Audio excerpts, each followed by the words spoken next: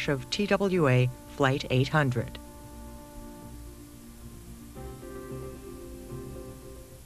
And now, C-SPAN's 20th anniversary series, American Presidents' Life Portraits, continues.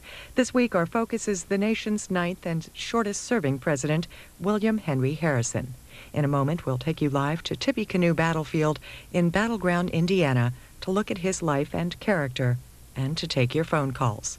But first, we'll learn some biographical information about William Henry Harrison.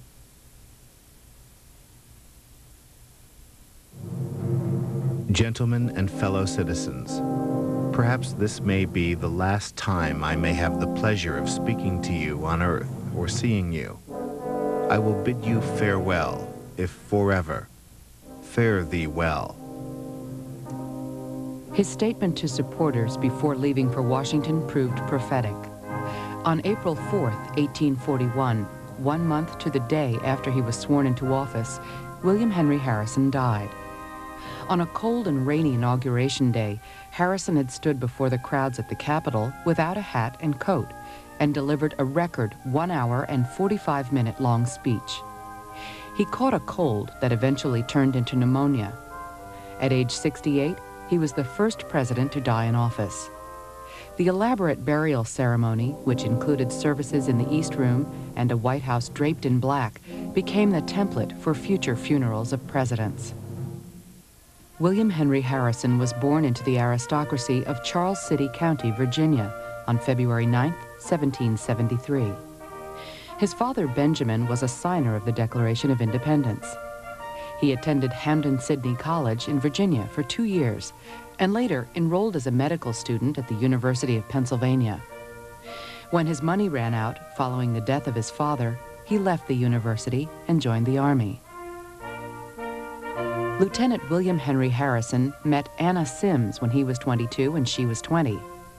Against her father's wishes, the two married when her father was away on a trip. When later asked by his father-in-law how Harrison expected to support his daughter while maintaining an Army career, Harrison replied, "By my sword, sir, and my good right arm." The couple were married for 45 years and had 10 children. A grandson, Benjamin Harrison, went on to become the 23rd President of the United States. One of his many political posts was as governor of the Indiana Territory.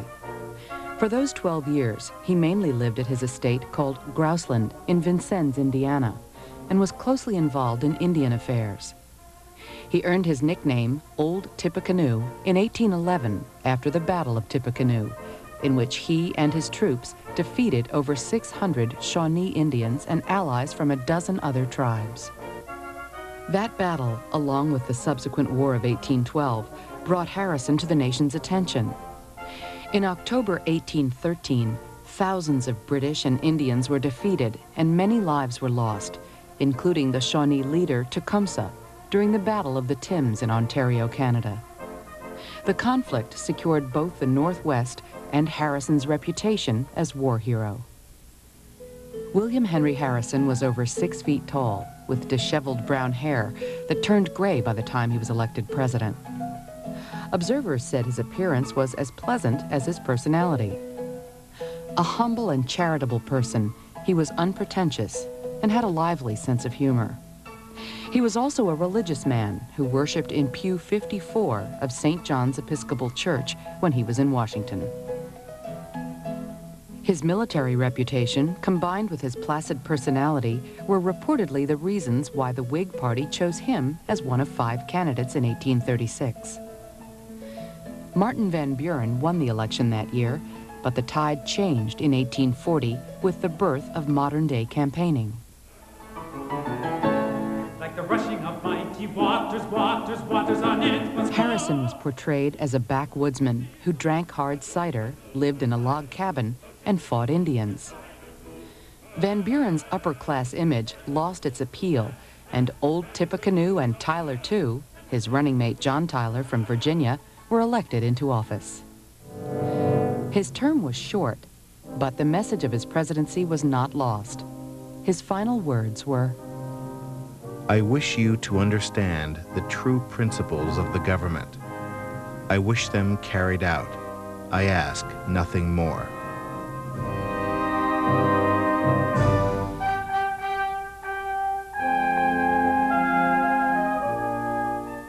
For Tippecanoe and Tyler too, for Tippecanoe and Tyler too, and with them we'll beat little Van. Van is a used-up man, and with them we'll beat little Van. You're listening to a rendition of a song used during the presidential campaign of 1840. That campaign that led to the election of our 9th president, William Henry Harrison. Jim Huston, what was so unique about this campaign? In a way, you could say that this was the first modern political campaign. Lots of show, little substance. Long, impassioned speeches, not about the issues. But the mother of all political rallies was what started that campaign right here on the Tippecanoe Battlefield, when 30,000 people came to gather here. They came by horseback, they came in carriages and wagons and boats and canoes. Local area people put them up in their spare rooms or in the barns or their corn cribs. They all gathered here on the 26th of May, had a 26-gun salute for the reveille, led off with a ship pulled by 6 white horses, long parades, shouting and singing, such as, Van, Van, you're not our man to guide the ship. We'll try old Tip. And somebody shouted out Tippecanoe and Tyler too. They'd say about Martin Van Ruin. And then they would refer to being bogged down, have cartoons and posters, bogged down in the Seminole War. And then the quotation, we have met the enemy and we are theirs. And then this set the pattern for campaigns after that, for gatherings. Springfield, Illinois had one of about 10,000 people. Harrison himself went up to greet a throng. Dayton, about 80,000 they claim. He talked for an hour. He was getting in good practice for his inaugural at that time.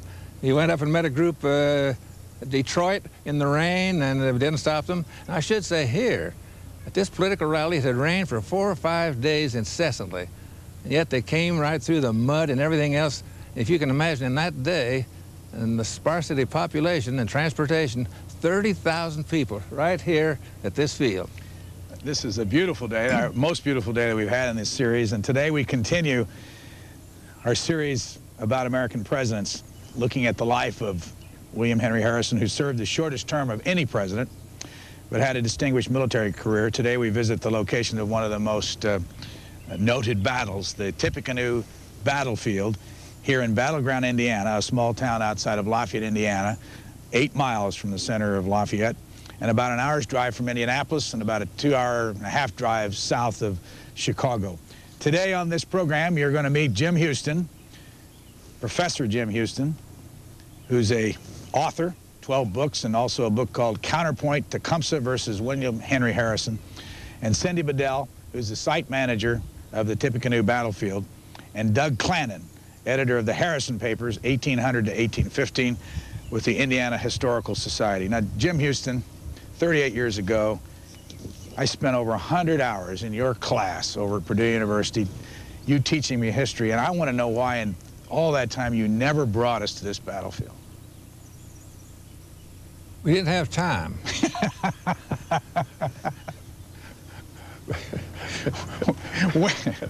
When did you first get interested in William Henry Harrison?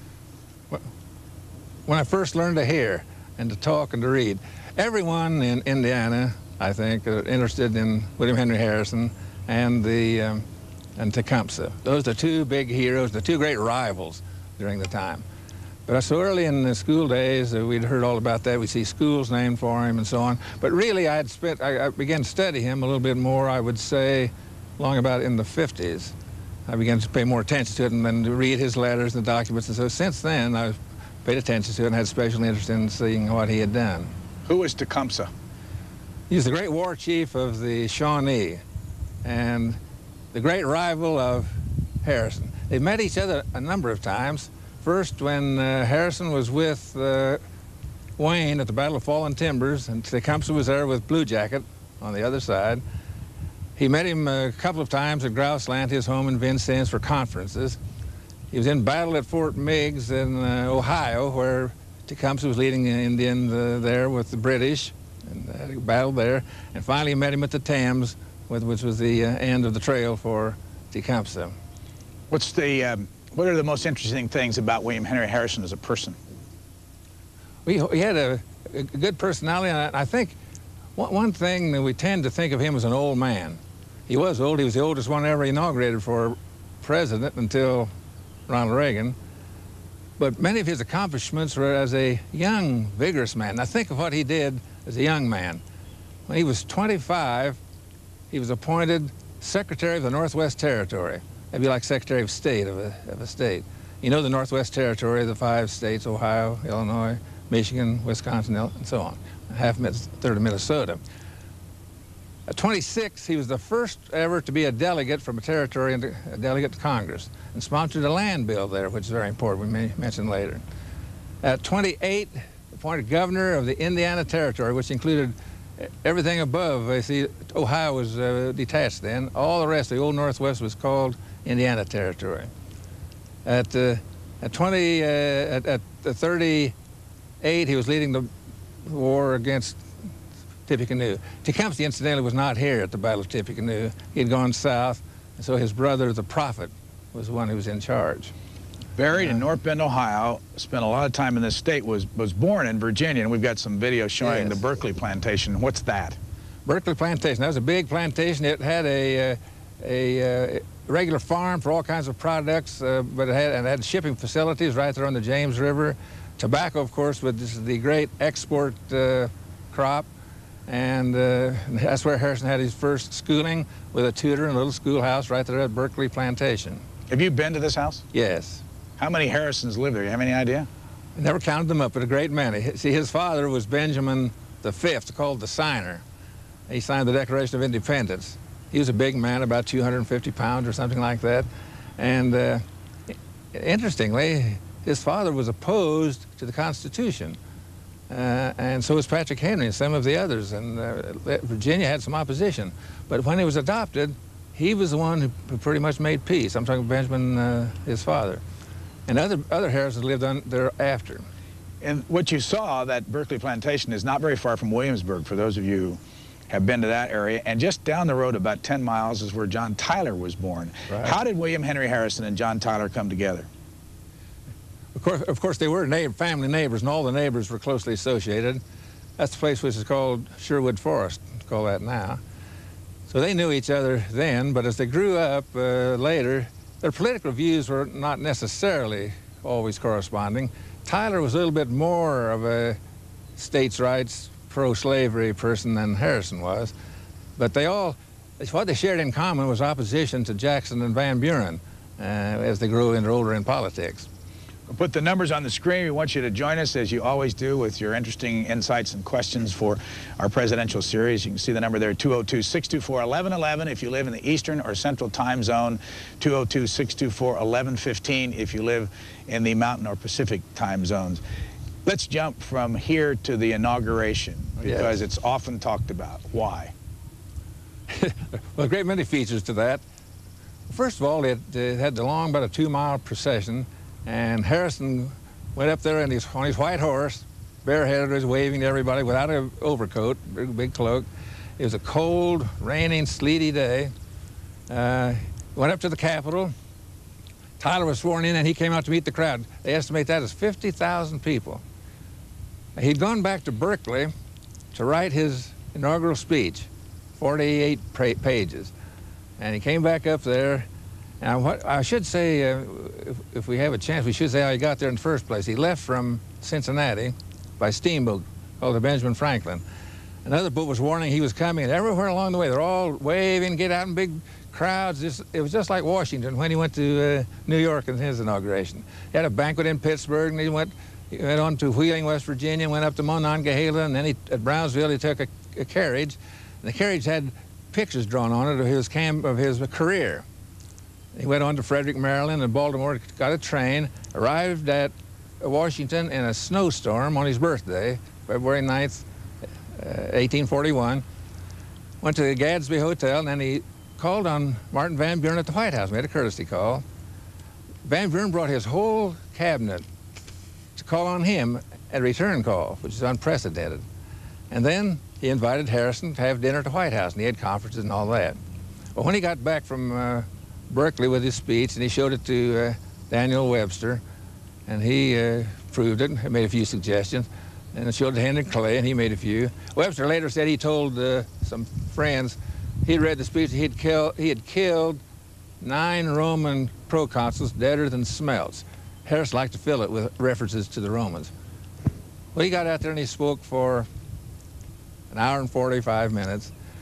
But people tend to disregard that. I think they should read that speech of Harrison because it has some eloquence in it, it has some great ideas in it, what he had proposed to do. His very first statement was, a Roman proconsul had noted how people tend to promise things before they enter an office, but once they're in office, they tend to behave differently, act in a different way. And he was promising he would make good on his pledges. That was easy because he didn't make any campaign pledges to speak of, but he was making some promises here. And he went on to say, his principles of government should be those policies which will give the greatest good for the greatest number. Now that he was reflecting Jeremy Bentham's utilitarianism. And people now like to say that's kind of old hat and how do you do that, but yet that's a guiding principle. Is this going to be best for the most? The greatest good for the greatest number. Was he married? Oh, very much. And to Anna Sims, who was a daughter of a judge, and he lived down there at North Bend, Ohio. And she had been born in New York, Long Island. And during the Revolution, oh, excuse me, she was born in New Jersey. But during the Revolution, her father was in part, he put on British uniform and took her as a 4-year-old and crossed the British lines to get her to her grandparents' safety in Long Island. And then after that, she attended school in New York City, very well educated. Then she came down with him to North Bend. Children? They had 10 children. And they ranged, let's see, the first was Betsy, who was named for his mother, Betsy Bassett. And the last one was James Finley, who died in infancy. Who was Benjamin Harrison, the president's father? His father was John Scott. Now, John, how many families have you ever heard have the same first name of 2 of their children? They had a John Cleves Sims and a John Scott. John Scott was Harrison's best friend in that area. They used to call him David and Jonathan going along together. And he named his son for them. So John Scott is the only person in history whose father was president and whose son was president. And William Henry Harrison's father was a Benjamin Harrison? Benjamin Harrison V. Signed the signer of the Constitution. Right. So you got a signer of the Constitution, President of the United States, and a grandson who was also President of the United States. And John Scott himself served in Congress. Phone lines are open for Jim Huston, who taught me history, I got to say that, for 2 different courses at Purdue University. You were there how long? 25 years, with 5 years out, with a couple years at the National War College faculty and the Naval War College faculty and at the History Division of the Army and the Pentagon. And I just want the audience to know that I have him where I want him now for the first time. I have to answer my questions. Well, you know, they always say that teachers learn much from their students. I don't know how much I learned from you at that time, but I have to admit I've learned a great deal since because C-SPAN has gone a lot farther than I could ever have gone on teaching us all. We have a book here that you wrote called Counterpoint, Tecumseh versus William Henry Harrison, and this is a novel. Yes. How much, and what's it about, first of all? Well, it's the great rivalry. Try to go on one side and the other. The lives of these 2 people who had so much in common and who were the great rivals in this area. And each of them really the greatest leader of this area at the time. And I thought this great rivalry where they met each other on these different occasions seemed to be a great story in itself. Why is it a novel? You can tell more history in a novel than you can sometimes in straight history. And one has to, you take a little freedom there because sometimes there are conflicting stories. Even the historical record is not clear. Lots of things we don't know exactly. You choose one which seems to fit, and then you can do that in a novel. I don't think the novel ought to invent things that happened that did not happen, put people places where they were not. So when we quote letters or quote newspaper articles, they are accurate. They're from the historical record. In fact, I have a list here of maybe 100 sources, you know, using just simply the historical record. Let's go to this spot right here. What day was the Battle of Tippecanoe? That was 11/7/11. So it's November the 7th, 1811. Now you see, we're not quite to the War of 1812 yet, but it's kind of precursor to that. And it's a time when Tecumseh had just been on his final conference with Harrison at Vincennes at Grouseland. He was going on to the south. Even Harrison admired the genius of Tecumseh, but he feared an invasion of the Indians. I think, reading Roman history, he feared an invasion of the barbarians, you know, he thought of coming to the empire.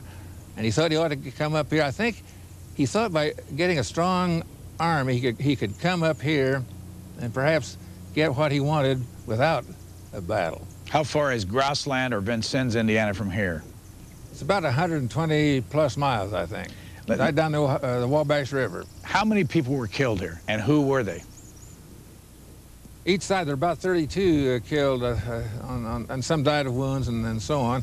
And then the total with wounded, the casualties came up to about 192, about 20% casualties on his force, which is high. A unit cannot stand 20% casualties for very many days. This happened in 2 hours.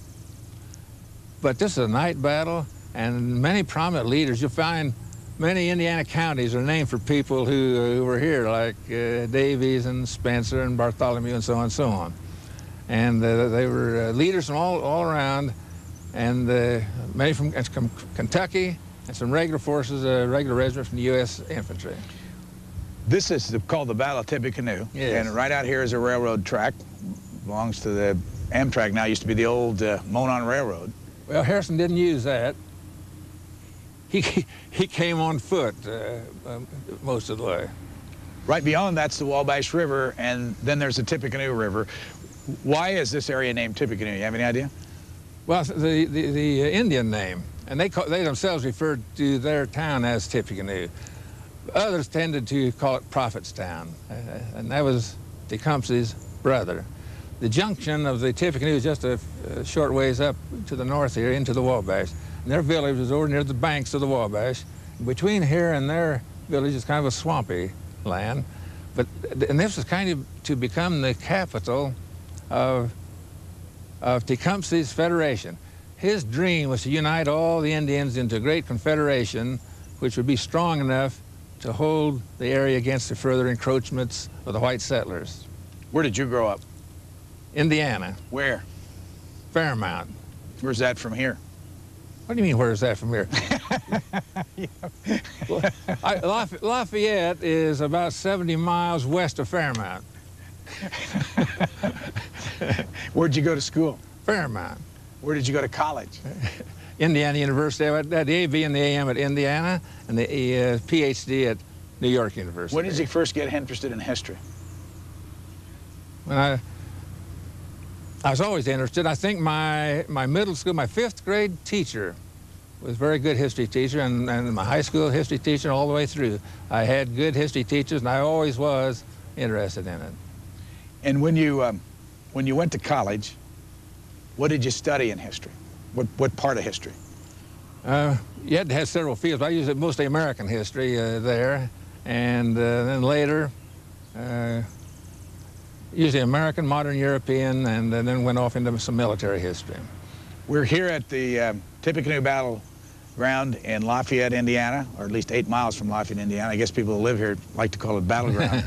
And we're talking about William Henry Harrison. We've got the numbers here on the screen. You can dial 202-624-1111 in the Eastern and Central time zone, and 202-624-1115 if you live in the Pacific or Mountain time zones. The social issue, I don't know if you call it social or not, but the critical issue here would be white men killing Indians. What's your take on the whole relationship of the white man in this country to the Indian? That's a very difficult question. And I think we always have to put ourselves down at a particular time. We have to start where we are. And Harrison had great respect. In fact, in his inaugural, he said we must treat the native population with liberality and justice. and he meant that. And but you know, a very strange thing, he noticed that the Indian who lived close to the white settlement, he could tell him when an Indian would come in, he could tell if he'd lived close or far away. Those close would tend to be rabbies, they'd be dirty, they'd be unkept, they'd be unhealthy. Those farther away would be strong and healthy and so on, because the influence of the white settlers. And what he disliked about that, those who would offer intoxicating beverages to take advantage of them. In his first act of the territorial legislature, he wanted to prohibit intoxicating beverages to the Indians, which didn't come through. But I think his solution in the long run, he pointed out he always wanted to make treaties and purchase the land. Other countries who came in they just took it. But he purchased the land, he'd pay annuities to the tribes, you see, on Jefferson's policy. I think his ideal solution would have been to draw a line and let the Indian move to the west if they wished, to stay and live as farmers or whatever if they wished to. Let them have a choice. Let them live peaceably as farmers, or let them go ahead and keep their own tribes, but have a line with a very great expansive territory, not a very small one. Going to meet Doug Clanin and Cindy Bedell in a few moments. We got a call from Mattoon, Illinois. Go ahead, please. You're on with Jim Huston. Good morning, gentlemen. First of all, as a student of early Illinois history, William Henry Harrison is a giant. He did so many things as an early leader of this, as you put it, old Northwest Territory, that he was, even if he hadn't become president, he would be an important person in American history. But I have two questions on controversial issues for Harrison. First of all, I've heard a couple different things in reading, or read a couple different things about whether he did indeed die from his having a long inaugural address or not. I've also read where he later caught a later cold, and he would like to go out in the morning and shop, and he wouldn't dress properly in the colder weather of that March, and that it was later that he caught the cold that led to his death later that month. Also, I was wondering if you knew more about that. And secondly, obviously, the great thing in that 1840 campaign was to say that William Henry Harrison was born in a log cabin, and that wasn't true. He was born in a mansion, and his father was very rich or well off. And I was wondering if you know what William Henry Harrison thought of this being said all the time about him, and he knew that it wasn't true. Thank you. On the matter of the cold, I think you're right that although people mixed a good story that he caught the cold from the inaugural address, I think it's probably true that he did get cold while he was out marketing or something like that, as you say he liked to do. And I think he didn't get that until about the 20-something of March. And so he did have a few days there of relaxation, and that illness took place then later in March. I think you're correct on that. That's the one that led to the pneumonia. Perhaps his resistance was down a little bit from that earlier exposure, but I must say after the inaugural speech, he went in and lay down for a couple of hours, and they rubbed some alcohol in his temples, and he went to the inaugural ball that evening, said he looked very fine, so he could come back quickly. Now the other matter was, what was your second question? I don't think he's still there, and I forgot it because, well, anyway, let me go to Falls Church, Virginia, because they're waiting with a call, and we'll think about that in a moment. Go ahead, Falls Church. Good morning. How are you? Fine. Welcome. My first interaction with William Henry Harrison's family was when I went to look at colleges many years ago, and I got a tour of Hampton-Sydney College by William Henry Harrison V. So that's sort of my first interaction with him. I had one quick question. Are there any real photos of President Harrison around, or are they just merely paintings and things along that line? And the major question I had for Professor Huston is, Harrison lost the election in 1836 to Mr. Van Buren, but 4 years later managed to beat Mr. Van Buren. And I was wondering what he did in those 4 years to help, like, rehabilitate his image or whatever he did to help him manage to be so successful in his second bid against Mr. Van Buren. The other question is about the log cabin when we get back to that. Okay. About photos first. Well, the photos, I don't know the photos. I think most of what we see, the pictures, are paintings that we see of him. I believe they are. And he did go to Hampton, Sydney. He stayed there for 2.5 years. He studied classics. He was most interested in history, especially in military history. And so he did get on with that. And he had the, beyond the education, he went then and studied medicine in Richmond and then on to Philadelphia. He studied medicine after that. Now, the other part of your question was after Hampton, Sydney? He had, he wanted to know about what happened between the two elections. Yeah. In 1836, the Whigs nominated 5 candidates, and Henry Clay finally withdrew. I think part of their strategy was that they all had one thing in common, with opposition to Van Buren. They thought if they would each one appeal to his local constituency, they could have enough votes to put it in the House of Representatives. There would be no majority. They failed that, but Harrison ran ahead of all the other Whigs. That put him in a strong position for 1840. And now their main interest was winning the election. They thought if they would unite, they had some strong leaders in the Whig Party there, and mainly Daniel Webster and Henry Clay. And they agreed then if Harrison showed that he could get votes ahead of all of them, and in 36, he might be the one they could unite behind in 40. Did he want to be president? He wanted to, I think, but he did not seek it. He didn't think he ought to go out and seek the office. And what was the #1 thing he was known for back then? As far as most, what was 16 million people in the United States then? Well, of course, they made him into a war hero at that time. The Whigs found that as the only successful way they could operate was get a war man, you know, and later Zachary Taylor. So he was known. They'd be right with this Tippecanoe and all that business, but he was known as a moderate, and you had people all these different views.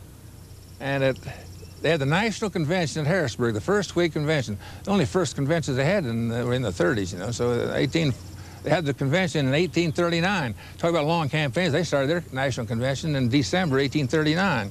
Had the big kickoff rally here in 40 in May. Person who runs this site, Cindy Bedell, will be with us after this call. Let's go to Trinidad, Colorado. You're on the air. Yes, hello. How are you this morning? Welcome. I have been watching your programs each week on each president, and I have heard repeatedly the same comment on Native Americans being put in a difficult situation due to the progress of American culture. And it seems to me that each one of the callers has taken a very short-term view of the problem. In my personal opinion, and it seems to me that what you have in the United States in the 19th century is the end of a 2,200-year process that begins with the Punic Wars, where you have the nomadic peoples of planet Earth gradually being turned into sedentary populations. And for your historian there, I'm sure he's aware of the various invasions of Western Europe by people who had started out farther east in China and Central Asia, and as they gradually progress, at the end of that process, you have the Indian problems in the United States, in Indiana early in the 19th century, and then in the 1830s and 40s in Colorado, where gradually these sedentary peoples are settled down, and they become, instead of a nomadic population, citified or that kind of thing. And one way you can see the progress of this taking place is to take the founding dates for urban areas. You can start out with Damascus, Jerusalem, Rome, the various United States cities, and each one of those founding dates is gradually later, and at the edge of it is where the nomadic people become sedentary. All right, thank you. Thank you. Comment. Okay. That's an interesting historical perspective, all right, and I think there's a lot to that, because you see the movement of peoples all across the areas that you speak about. Interestingly, Harrison referred in his speech inaugural, he said, Liberty had taken flight from the Mediterranean area, Rome, and had gone to Scythia and the Scandinavia. He looked to liberty being reborn in those so-called barbarian tribes to the north. And he saw that as a liberty which we ought to preserve. Talking about names, and you and I were chatting about this yesterday, I grew up on Shawnee Avenue, which led into Kossuth Street in the town of Lafayette. And here we are in Tippecanoe County. I went to Jefferson High School, and then right down the street here is a new high school called William Henry Harrison. How do you think these names get here? Like, what do you think? Where did Lafayette come from? You can't even take a walk around here if you don't know history, can you? Don't know where you've been. That's what history is, to know where you've been. But I think that's interesting, and to me, it's interesting and encouraging, I think, what an interest that people have in history. Look at the historical sites for Williamsburg or here. People like to come and see the actual places where these things took place. Why would the street I was living on, Shawnee Avenue, be here? How does that relate? You know that's the Shawnee tribe, of course, which is Tecumseh's tribe and the prophet. That's the main tribe here. Although he had a federation of many tribes, there were dozens of them around here. You know, you've heard of many of them around this area. But the Shawnee are the ones that he led. Where does Kossuth come from? That's the Hungarian Kossuth. You know, he visited the United States, and so people were naming for him, the great liberator in Hungary. And then Lafayette. Lafayette, the aide to Washington in the Revolution, and leading some of the forces there. So, but look at each one of those names you mentioned is identified in a certain sense with independence and liberty of the people they represented. William Henry Harrison, let's go back quick before we introduce Cindy Bedell. Born in Virginia, lived there how long? He left when he was 18 years old. Well, he went to Philadelphia when he was 17, 18, to Philadelphia Medical School. He got a commission in the Army at 18, an ensign, and walked out to Cincinnati. Then he lived in Grouseland and in Vincennes, Indiana. But just at the beginning, before the War of 1812 started, he moved his family back to North Bend. So then he became an Ohio citizen at that time. And North Bend, Ohio. And he represented Ohio in Congress after the War of 1812. How long was he in Congress? I think a couple terms in the House. He was defeated for another term, served in the Ohio legislature, and then he was elected to the U.S. Senate from Ohio. And in the Senate, he took the place of Andrew Jackson as chairman of the Committee on Military Affairs. Cindy Bedell, are you there with us this morning? Brian. Where are you at this moment? I'm behind you, behind the obelisk. And what is back there? Oh, Brian, there is two wonderful monuments back here. One is Bain, and the second is Abraham Owen. Shall I tell you the story about Abraham Owen? Please do. Oh, thank you. The night of the battle, the night before the battle, William Henry Harrison had 2 horses. It was, this is what he always did. He kept them saddled and bridled and ready for action. His white horse was agitated that night and ran loose. His servant George found the horse and tied her to a wagon in a different location. When the battle took place in the morning, oh, it was some disarray, of course. William Henry Harrison called for his horse. George failed to get the white horse. He got a darker horse. Abraham Owen, who was from Kentucky, he was William Henry Harrison's aide-de-camp, got on a light-colored horse while Harrison got on a darker mare. The Indians who attacked were gunning for the man on the white horse, and they killed Abraham Owen almost immediately. So this monument, right back here, shows where Abraham Owen fell on November 7th, 1811. So if William Henry Harrison had been on that horse, he wouldn't have been President of the United States. Well, that's what he said. Later in his letters, he wrote that he believed that he was saved fortuitously since he had ridden the darker horse. What is here on these grounds, and how big is it? It's about 16 acres. This is the battlefield itself. It's surrounded by an iron fence, and on the battlefield are 7 granite monuments that note where officers were killed at the battle. And also then the huge monument in the middle, which has the names of 9 officers who were killed, and also then the statue of William Henry Harrison himself. When I drove from downtown Lafayette this morning, I clocked about 8 miles. How many visitors do you get from this area every year? We have about 60,000 visitors every year, Brian.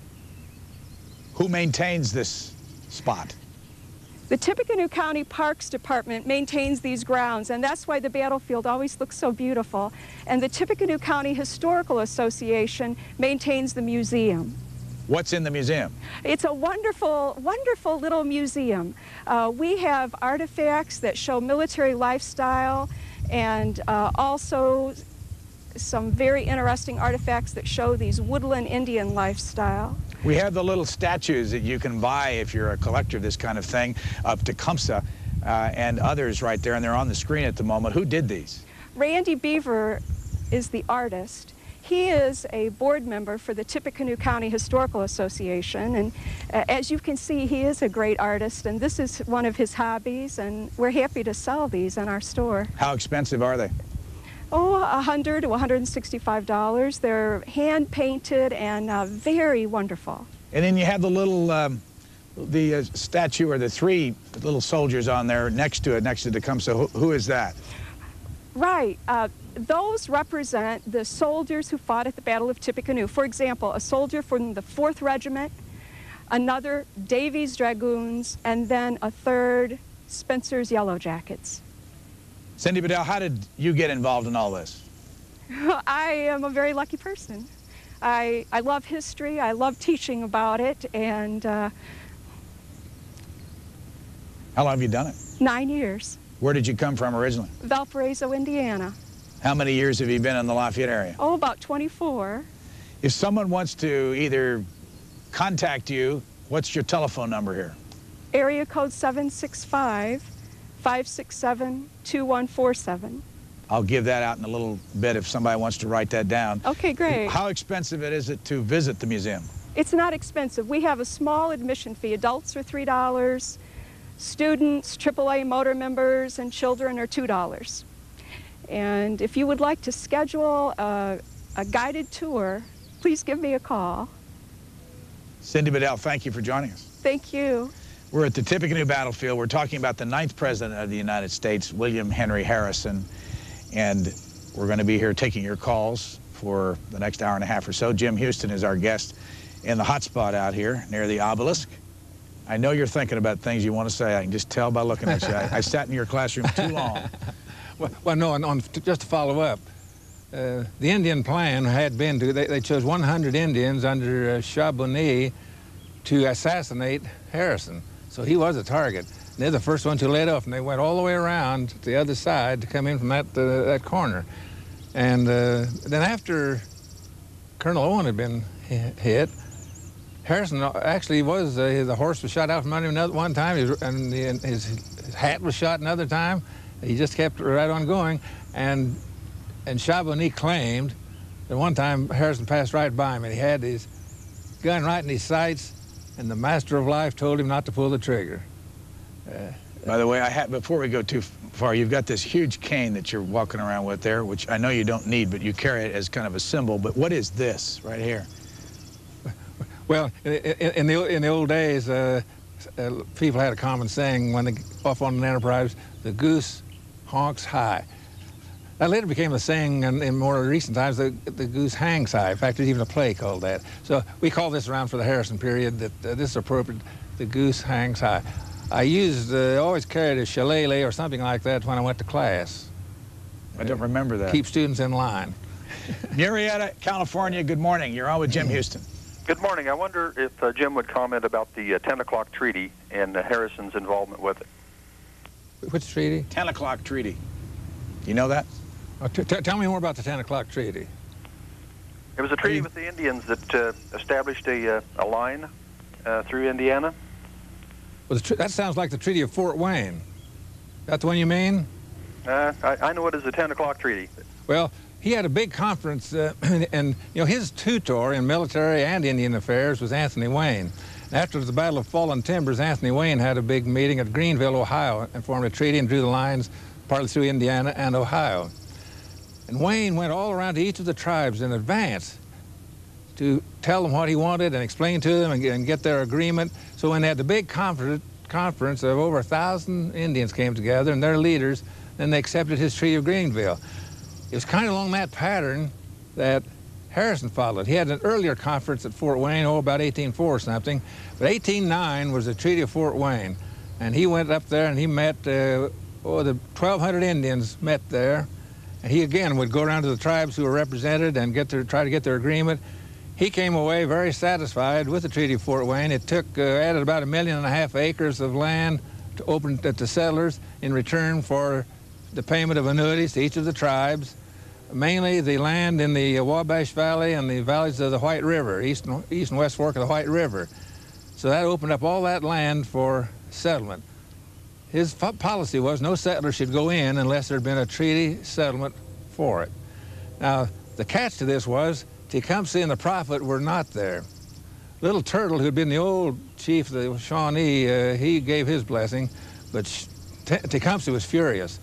That was the thing that really set him off, was the Treaty of Fort Wayne, that the white settlers were just going to keep right on coming, and he thought he must act to find some way to stop the encroachment. Our producer today is Paul Brown, and our director is Gary Ellenwood, and we're going to show you talk a little bit about Prophet in a moment. But first, Berlin, Maryland. Go ahead, please. You're on with Jim Huston. That's Berlin, Brian. Thanks. Just wanted to ask Professor Huston, I grew up in Northwest Ohio. You've talked about a couple of events that occurred up there, the Battle of Fallen Timbers and the Siege of Fort Meigs. Unfortunately, most people in that area don't know a lot about those events, and I'm wondering if you could elaborate on those.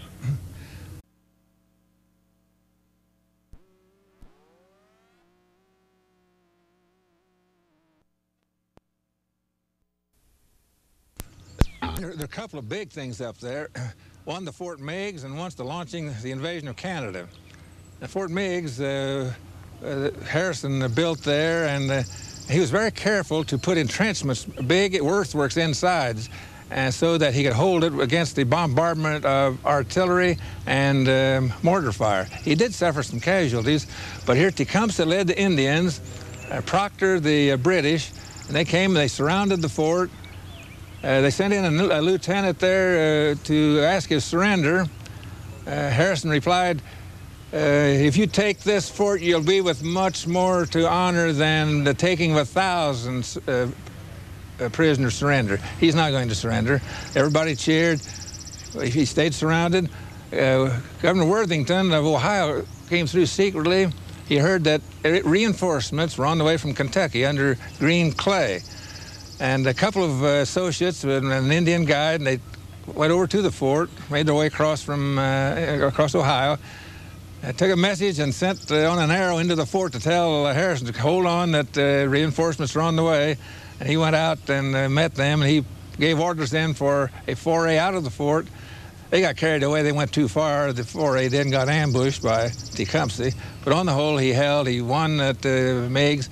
He refused to surrender even though surrounded, and the British, Canadians, and Indians sailed away and went on back to Canada. As those of you who've been watching this series know, one of the main reasons for doing it is for education purposes, for learning, and for teachers. And those teachers in our audience that want to join C-SPAN in the classroom, we always put a telephone number up and a website address so that you can get in contact with us. There it is on the screen right now, 202-626-4858. We have free materials for you. When you were in college, did you ever believe anybody when they told you they had free things for you? The only free things we had were the ones we made ourselves. cspan.org/classroom is our website. And as the year goes on, we'll have more and more material for you. So give us a call at 202-626-4858. No charge for any of the materials and the lessons plans that we can provide from Joanne Wheeler's Education Department as we continue talking about William Henry Harrison. Did he have time, died after 30 days as president, did he have time to appoint a cabinet? Oh, yes. And it was a strong cabinet. You know, sometimes you have people who you think tend to surround themselves with rather weak people compared to themselves. He had no thought about that. He offered Henry Clay any job he wanted in the cabinet, but he said he would rather stay in the Senate. He wanted to get ready to run for president again in 1844 because Harrison had promised he would not run for a second term.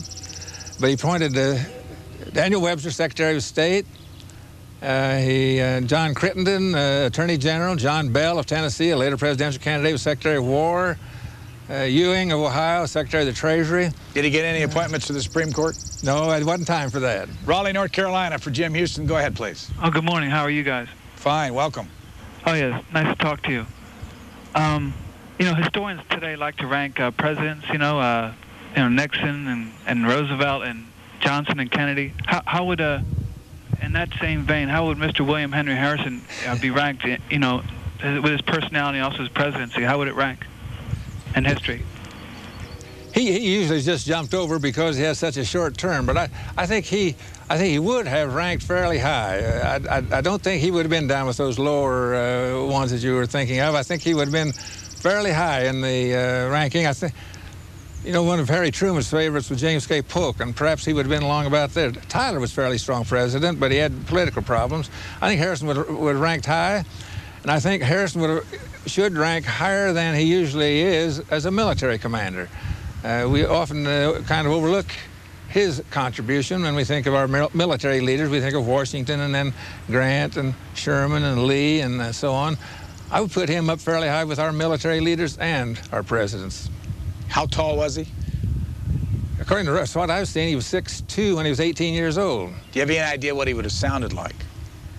No, but he had a strong voice because they say that his voice, even here at this battle, they report he could be heard very clearly calling out his commands. Now, something is very, very difficult. I remember this at night when we talk about the morning of that day. It's 4 o'clock in the morning. It's dark. And to move troops from one point to another when they're engaged and they're surrounded. Here's another place where he's surrounded. And he moves from one corner to another in the darkness. He had to bark out those commands so they could be heard clearly. And he had to think clearly and speak clearly. Did he have a sense of humor? Oh, yes. Oh, he liked to tell jokes and hear them. For instance, he was walking, he said, he heard about somebody's out hunting wild geese, and said he shot one and one fell right at his feet, and the man come along and said, you didn't need to do that. The fall itself would have killed him. Indianapolis, Indiana, you're next for Jim Huston. Thank you very much. Enjoying the show and the entire series. Thanks. I have a question for Miss Bedell or your guest, but I wanted to mention a couple of things, if I may, nearby there that are relative to what you're doing. First of all, I've been to where you're sitting, and it's a lovely site. Secondly, Prophet Town is about 3 miles south of you, and my question about that was, is that being restored? I understand there's a large Indian museum going up on that site. Is that true? Thanks. Do you know, Jim Huston? I don't know about that. I hope our local people do. Well, we can find out because Cindy Bedell is still with us. She's not on camera at the moment. We can find out. I've seen some material on this, but I don't know enough to say anything. That would be a great project. I think it'd be good to have that. Let's show some video of the Prophetstown marker. Who was Prophet, and why was there a town named after him? The Prophet was Tecumseh's brother. Sometimes he's called twin brother, but that's not true. He was his younger brother. He lost an eye early in his life to an arrow. He did not have the physique of Tecumseh and so on. And later he became the spiritual leader. And sometimes they spoke of them as Moses and Aaron of the Shawnees. And he was the first one to come down to have a conference with Harrison about the situation. And Harrison was very much impressed because, one thing, he persuaded his followers to give up intoxicating beverages. And he gave speeches which almost sound like a 10 Commandments for the Indians or a Sermon on the Mount, that kind of thing. Should I go on? And do you remember the story about how he got a huge following with the sun standing still? You didn't teach us that in class. Well, oh, yes, I did. You forgot it. No, you didn't. Harrison sent a letter to, he'd been hearing there had been some executions or tortures of people who were accused of sorcery who did not follow the prophet and so on. Harrison sent a letter over to the little Muncies, that's where we're now in Muncie, Indiana, the Delawares. He said to them, my heart is filled with grief. My eyes are dissolved in tears at the news which has reached me of your activities. If this man who calls himself the prophet of your God has all those powers, let him demonstrate his powers by some miracle. Tell him to make the river stop flowing, or the sun to stand still, or the moon to change its course. Well, somebody took this message on and read it to the prophet who's then in Greenville. He had heard from apparently some astronomers and missionaries who come through that an eclipse of the sun was due in about 10 days. And he called his followers around and said, the White Fathers asked me to show a demonstration of my powers. I will darken the sun in 10 days. You come back. So all gathered friends around, and he went into hiding in 10 days. He went in and came back out, got up on the log, and here the sun began to darken. He said, behold, sun darkens. Oh, the crowds bowed down and hit the ground and called, and he said, fear not, I will restore the light. And here the sun, eclipse moved by, the sun came back. I have restored the light. Oh, word spread everywhere. He had evangelistic meetings with thousands coming as his followers after that. And Harrison said, I sure played into his hands on that one. Now, question about, we talk about these presidents, William Henry Harrison. Did anybody call him just old Billy Harrison? Oh, yes, I think so. And I think some call him Henry. And he had some younger ones, they called him Billy. But it is true, we formally always talk to him as William Henry Harrison. We didn't get to that Jimmy and Billy business until more recent times. And Ronnie. And Ronnie. You tend to call them by their formal names. Honolulu, Hawaii, for our guest, Jim Huston. Go ahead, please. Yeah, it's about 4 o'clock in the morning here in Honolulu, and just as dark as it was when the prophet attacked on that morning. I've been to both Battleground and Tippecanoe, and I've been to Berkeley. And I'm interested in the tremendous gap in time between Tippecanoe of 1811 and the presidential race of 1840. It's the Whig version of Jackson, the man on horseback, and it took 29 years for the Whigs to cash in on the Harrison election. By the same token, had you used Jackson in 1815, the Battle of New Orleans, he would not have been elected until 1844, which is, of course, the year that Polk was elected. Going further, if you take Grant at Vicksburg in 1864, he wouldn't be elected until 1883, which was about on the eve of Cleveland becoming president. If you take Teddy Roosevelt going up San Juan Hill in 98, he wouldn't have been elected until 1927, at which time he'd been dead for 8 years. Or if you take Eisenhower at Normandy in 1944, he wouldn't be elected until 1973, which is when Nixon was up to his ears in Watergate. Good history there. I give him an A in history, except Vicksburg was 1863, I think. I'd put a minus on that. I was looking for an A for you for a long time, but I never got it. Go ahead. But I think that Harrison and Jackson, there were the exceptions to the ones you mentioned, and they kind of revived that. There was a lot of controversy immediately after Tippecanoe. His detractors tended to hold the casualties against him. He should have done this better, he should have done that. He gave more credit to Colonel Boyd and all that.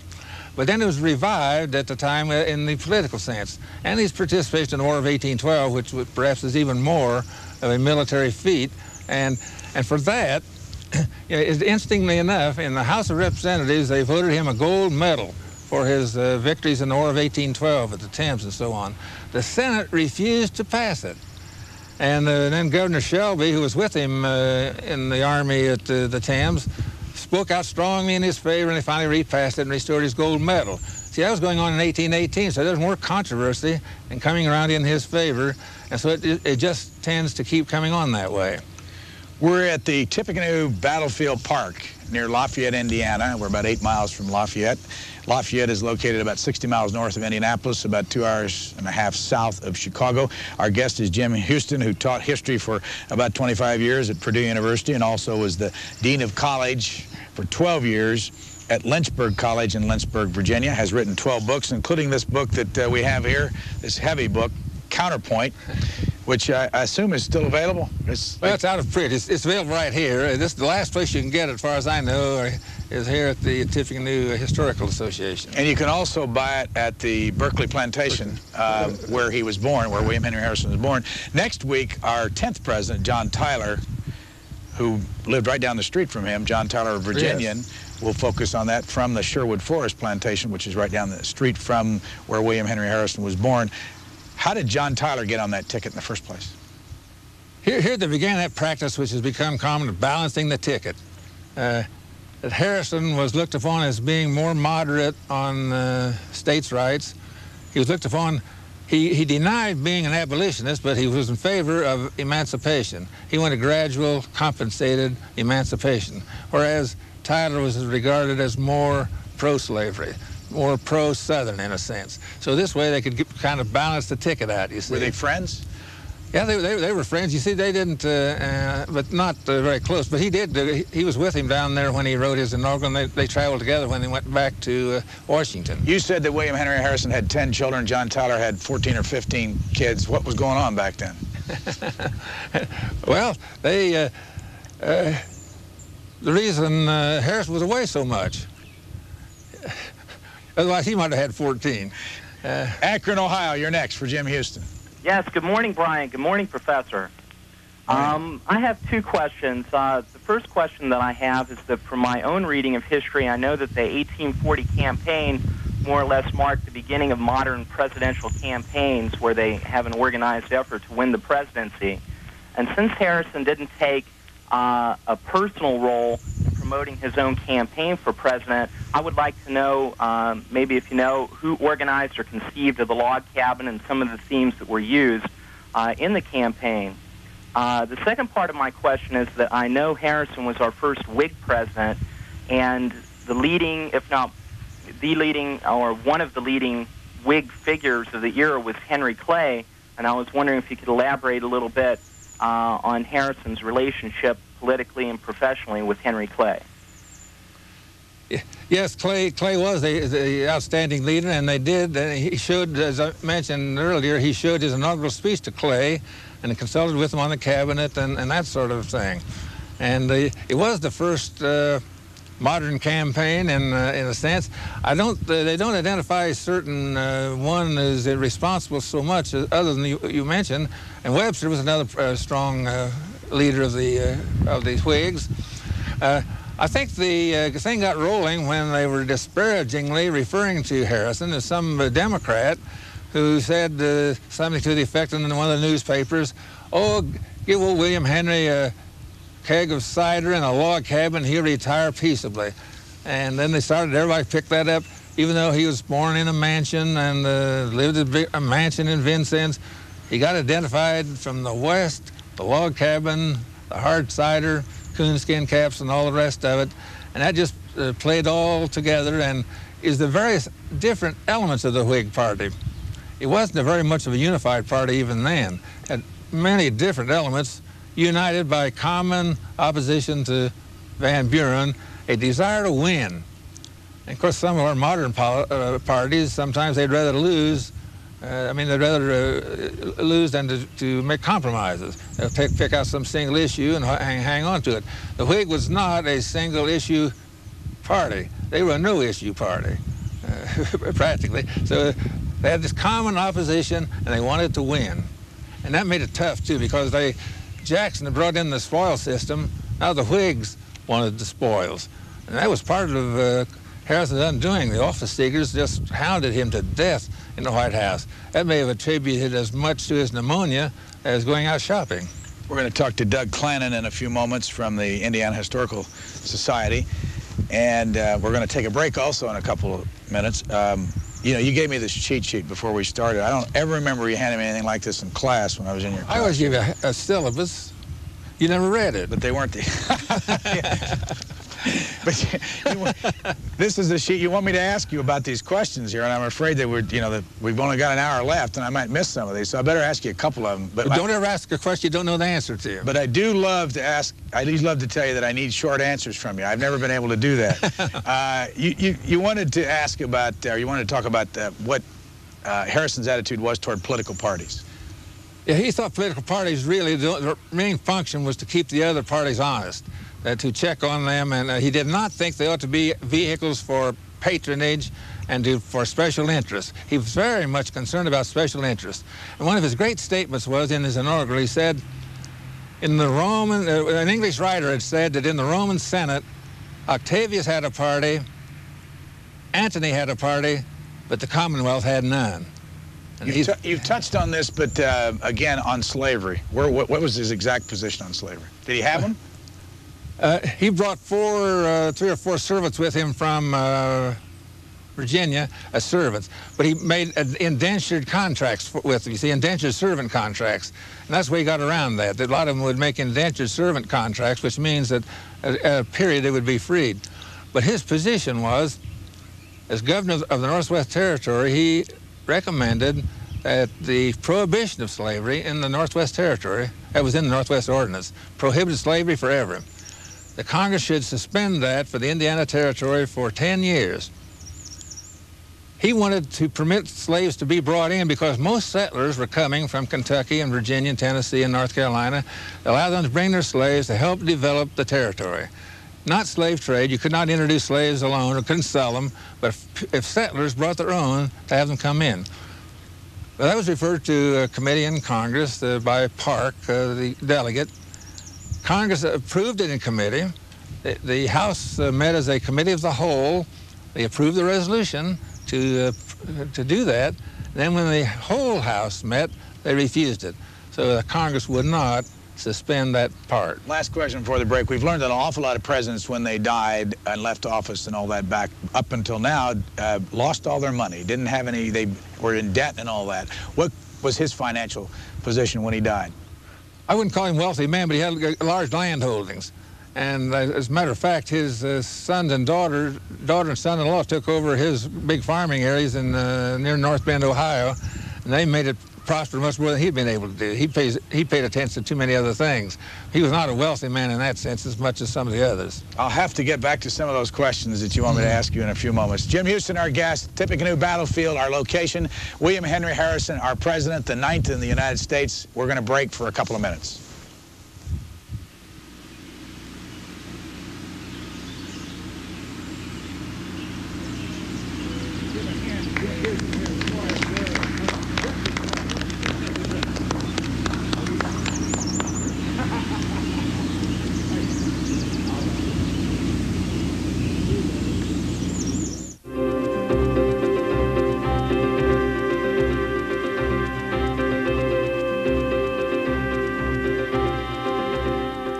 This morning's live program, today's NATO briefing, then a portion of this morning's Washington Journal with Roger Winter, and then a hearing on the TWA Flight 800 investigation. The House comes in today at 2 p.m. in a pro forma session.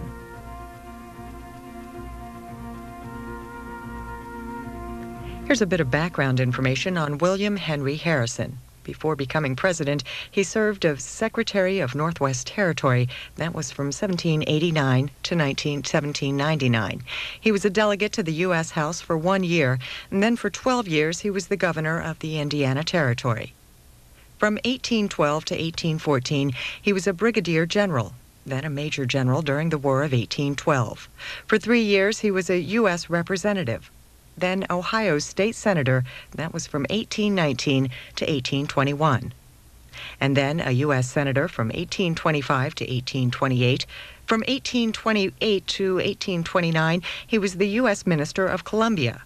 Then on March 4th, 1841, he became the 9th President of the United States. He served the shortest term of any president, and he was the first president to die in office. He also had the longest inauguration speech of any president, 8,445 words. During his one-month term, his cabinet members were Secretary of State Daniel Webster, Secretary of Treasury Thomas Ewing, Secretary of War John Bell, and his Attorney General was John Crittenden. William Henry Harrison was one of 12 Episcopalians as president. He was known as a plain-spoken man, was the youngest of 7 children. He had 4 sisters and 2 brothers. He was married at the age of 22. His wife was 20. Together, they had 10 children. At age 68, he was the oldest man before Ronald Reagan to be inaugurated president. You can go to our website for more information on our 20th anniversary series, American Presidents' Life Portraits. The address, americanpresidents.org. Right now, you see the top of the webpage where you can pick a president. You see a list of presidents, or you can do a word search. And as we go down the web page, you can click on to our year-long schedule. There you'll find a variety of information, beginning at George Washington with a list of all 41 presidents that we're looking into in this 20th anniversary series. Again, the address of this is americanpresidents.org. And if you're a teacher, we have a free membership service for you, C-SPAN in the Classroom. Members receive a free educator's guide and unrestricted taping and viewing rights on programming produced by C-SPAN for use in the classroom. Again, teaching materials include lesson plans, creative teaching ideas from fellow educators, and educator kits. For more on C-SPAN in the Classroom, you see the number 202-626-4858, or you can find us on the internet at cspan.org/classroom.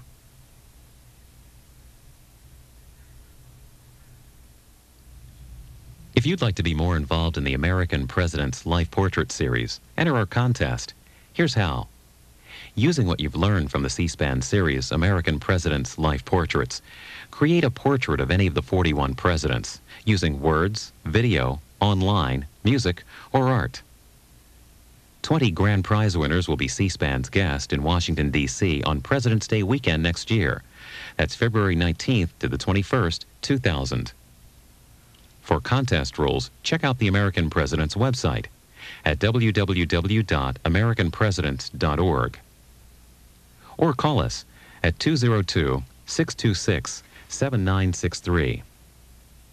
Or write to us at C-SPAN Viewer Services, 400 North Capitol Street, Northwest, Suite 650, Washington, D.C., 20001. American Presidents, Life Portraits, on C-SPAN. In the coming weeks, we'll look at the life of John Tyler from Charles City. That's on Monday, May 17th. Then James K. Polk from Columbia, Tennessee, on Friday, May 28th, and Zachary Teller from Louisville, Kentucky, on Monday, May 31st. And every Friday night, we'll have a complete video record of that week's president. You'll see biographical information as well as live programs from that week. Again, that airs at 8 p.m. Eastern here on C-SPAN.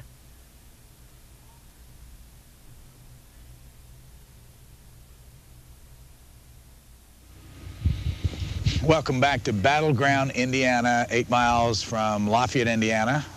And this is our program about the 9th President of the United States, William Henry Harrison. Tippecanoe and Tyler, too. Where did that come from, Jim Huston? From some disparaging remarks got the log cabin going. And then Tippecanoe, of course, is the village here of the Indians known as Prophetstown, locally mainly. So this Battle of Tippecanoe, Harrison as the victor of Tippecanoe, and began calling him Old Tippecanoe. Why did William Henry Harrison become president, in your opinion? Because he was the strongest candidate upon which all the other strong candidates could compromise as a leading one who could win against Van Buren in 1840. How old was he when he became president? 68. How long was he president? 30 days. Why? Pneumonia. How did he get pneumonia? Some say he talked for an hour and 45 minutes in a cold of his inaugural, but he recovered a little bit from that, then caught a cold. He was hounded by office seekers, weakened, his condition was weakened, and then he finally got pneumonia in the last couple of weeks of March, died in April. His inaugural speech was over 8,500 words long, the longest in history of 41 men, 42 presidencies. Why was it so long? Because that was the only chance he ever had to make a speech. But really, he had a lot of things he really wanted to say, and I think he believed in them. He wanted to stress the importance of democracy. He's very concerned about special interests. He sees at work people who would weaken the government for their own gain, special interests. He thought that the president should be not a leader of legislation.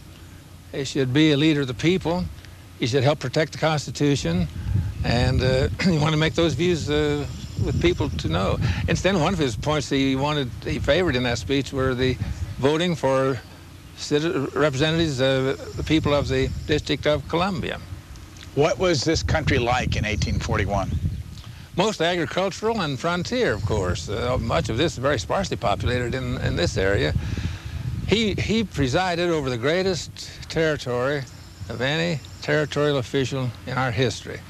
He even governed the Louisiana Territory plus the Indiana Territory very briefly as a part of his duties. Went to St. Louis to take over the formal incorporation. Which president made him governor, or was he elected? John Adams appointed him originally, and then Thomas Jefferson a couple more times. So he had to walk a narrow path. John Adams was the Federalist, and Thomas Jefferson was the Republican, opposing politically, and yet he was able to satisfy both of them enough to keep going in his office. We're going to talk to Doug Clanin in a moment or two, who has some papers on William Henry Harrison.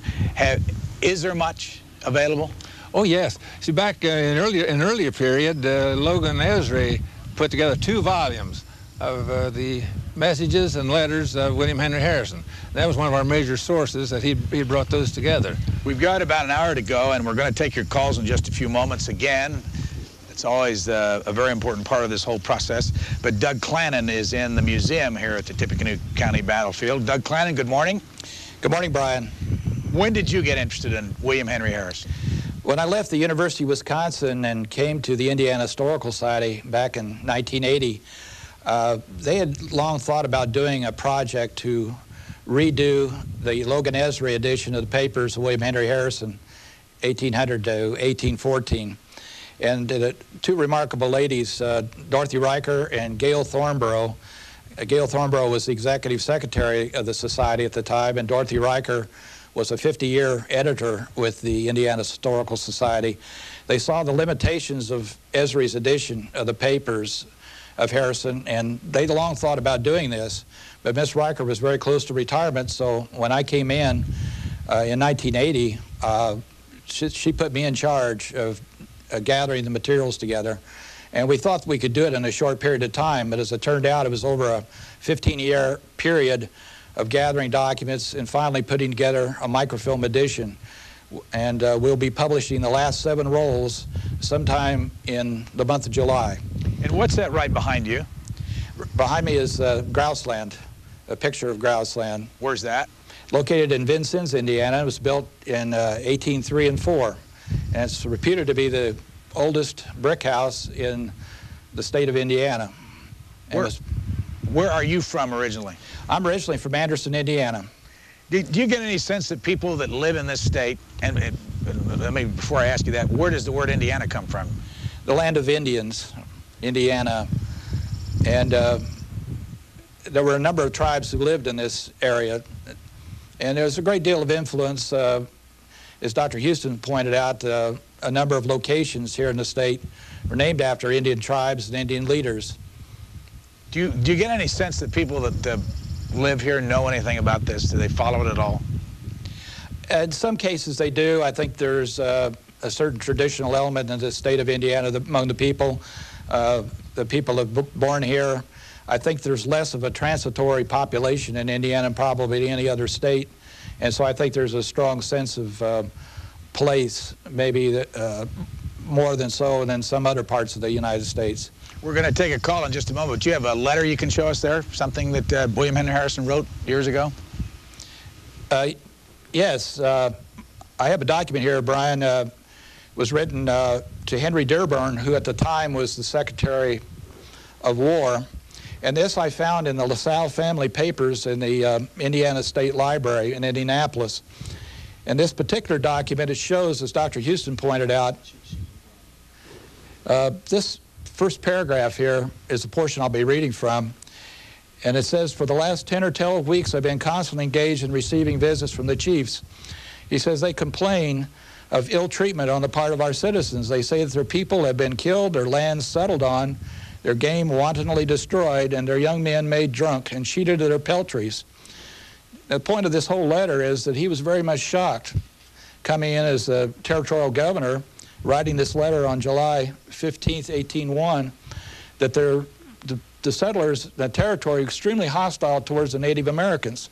And later on in the letter he says that he was shocked because many of the settlers thought the killing of Indians was altogether, quote, meritorious. And I think, especially in these early documents that I found, Harrison expressed his sympathy for the Native American peoples, but he was also a pragmatist and a realist, and he realized that they would have to give way. And so he supported the Jeffersonian Indian policy on that regard. Dearborn, Michigan, named after Henry Dearborn? Yes, that's correct. And who was Henry Dearborn again? He was the Secretary of War in the Jefferson administration. Had been a Revolutionary War general also, Brian. Doug Clanin also went to Purdue University, Indiana University, and the University of Wisconsin, where he got his PhD. Let's go to Cleveland, Ohio for a call. Go ahead, please. You're on the air. Hello, Brian. I love the show, and I'd like to compliment Mr. Huston. I've read Counterpoint, enjoyed it immensely, and I'm so happy to see you on the air. I grew up in North Bend, Ohio. My high school was located on property that had been part of the Harrison farm. William Henry Harrison is buried there over a hill overlooking the Ohio River. Great big monument, has all his achievements listed on it. I had a wonderful history teacher in high school, so we learned a lot about him. And she used to tell us that when the steamboats would go down the river, they would always salute and toot there in honor of General Harrison after he had died. So, thank you again. Thank you. Well, thank you. That was a very nice comment. Let's go to Curtis, California for another call. Go ahead, please. You're on the air. Yes, good morning, Brian and Professor Huston. I grew up in Vincennes, Indiana, and often our family, when we had guests into town, the first place we would take them would be the Harrison Mansion and show them the various other historical aspects of Vincennes. And Brian, you may want to consider at some point doing a show from Vincennes because it's full of American historical aspects, including the George Rogers Clark Memorial and the Lincoln Bridge, where the Lincoln family crossed into Illinois originally. But the question I have, growing up in Indiana, and I realized at some point that I never saw one Indian my entire time that I grew up here. I'm 53 years old now. But in the whole time I lived in Indiana, which was about 25 years, I never saw one Indian. And the question I have for the professor is,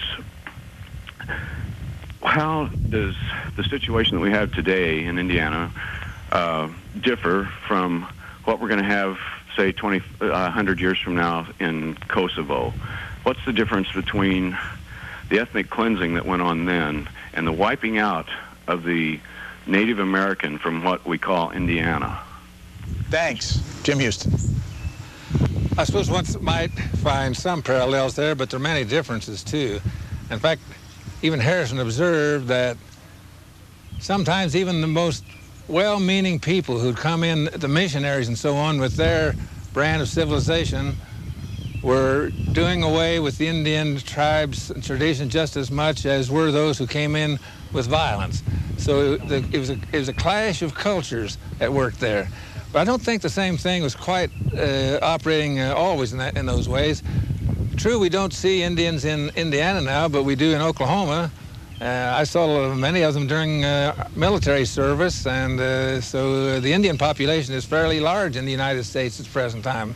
Native Americans you find in various parts of the country and a number of places. We have a camera on the battlefield here, and you can see from time to time shots of the battlefield, some 16 acres, as Cindy Bedell told us earlier.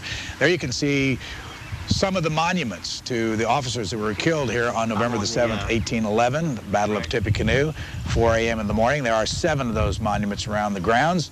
And we go next to Atlanta, Georgia. Go ahead, please. Hello. I was wondering if William Henry Harrison would have survived and lived and performed his term, how would that have changed American politics today and back then? Thank you. Thanks. Jim Huston? That's the kind of question I like because there's no definite answer. But I think it's historians always say we don't like to play what if and so on. But I think sometimes that's justified to try to go back and think through things and trends, which you can see there. I'm not sure where he would have stood with Texas, for example, when as strongly as Tyler was trying to annex Texas and Polk came in and Texas and Oregon and all that. I have some feeling that if he had lasted, he might have been able to temper a little bit the growing division between North and South. If he ever could have been able to make practical his hope for compensated gradual emancipation, conceivably we could have got through that, and one can wonder whether we might have been able somehow, with his sense of compromise, to have avoided the Civil War. His cabinet itself was a sense of compromise representing different areas of the country, and I think he would have been sympathetic in trying to reconcile the differences among the various parts of the country. We're going to talk to a representative of William Henry Harrison High School here in West Lafayette, Indiana, in a few minutes. A school named, obviously, after the 9th President of the United States. And we're also going to, Bill Heffley's going to put that camera on his shoulder here in a couple minutes. We're going to walk around this battlefield so you can get a sense of how big it is and what it looks like. This is, without question, the most beautiful day we've had of our tour. It's rained or snowed or sleeted or done something everywhere we've been, or the wind. And Jim Huston, tried to promote you there. Jim Huston will be here until the end of our show in about an hour. And Doug Clanin, do you have another letter for us? Yes, I do, Brian. It's not really a letter. It's the memorial and petition of the Indiana Territorial Convention to the U.S. Congress. And this was the so-called Slavery Convention. And the document is dated December 28th, 1802. And this is a copy of the document. It's located in the Daniel Parker Papers in the Pennsylvania Historical Society, or I should say the Historical Society of Pennsylvania. Is that William Henry Harrison's actual handwriting? No, that is not his handwriting. I do have a sample of that handwriting. This head is quite neat. Harrison's handwriting was often very sloppy because he had an arthritic condition in his hands. Made it difficult for him to grip a pen, especially towards the end of his life. But his spelling was quite good, but his handwriting was occasionally very poor, especially if he got what we would call today writer's cramp, because he couldn't hold the pen properly. Where are the originals on these documents? This document, as I mentioned, is in the Historical Society of Pennsylvania, Brian, in Philadelphia. And what about the documents in the Indiana Historical Society? How many of them, how many Harrison documents do you have there? Approximately 1,000 documents. And we have several hundred illustrations at the Indiana Historical Society. And our new headquarters will be open to the public July 10th of this year. We're having a grand opening. And it's a magnificent structure that'll house our priceless collection of documents. Let me take a call from your town of Indianapolis, where you're living right now. Go ahead, please. Good morning. Well, I'm hopeful, Brian, that you or another moderator are back in Indy. That's the first thing for later on for President Benjamin Harrison at his home here in Indianapolis. And the question I'd ask Professor Huston is, can he give us some of the statistics on the electoral vote and the actual popular vote of William Henry Harrison's election? Thank you. The election on the popular vote was fairly close. Just about a couple of 100,000 difference out of about 3 million votes or less. The electoral vote was much more one-sided, so that Harrison was able to carry most of the states, and there was a question of about 3-1 in the electoral college, but close still in the popular vote. Next call, and Nola, where is it? Where's your state? Caller? Yes. Hello, caller, where is your state? Yes. Hello? Enola, Pennsylvania. Go ahead, please. You're on the air. Hello, this is Frances Kimple calling, and I was a former resident of West Lafayette, Indiana, and also a former teacher at Battleground, Indiana Elementary School. And I used to take my class to the battlefield quite often. And one of the stories the docents told us there was that William Henry Harrison's life was saved by a soldier when the soldier inadvertently took William Henry Harrison's horse, the white horse, and the soldier's name was Owens, as I recall, and I wondered if this story was true. Stay on the line, if you would, please. Just a moment. I want to ask you a couple of questions. Go ahead, Professor.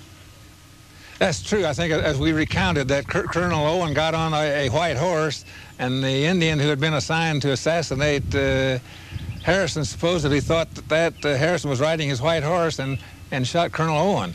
And you're right, the orderly had gone out and found his horse and tied him to a wagon and couldn't get him in time, and Harrison then mounted a dark horse, and that probably did save him. Let me ask the caller again in Enola, Pennsylvania. What's your name? Frances Kimple. Welcome to the program. Tell me, when you were here, and earlier, Cindy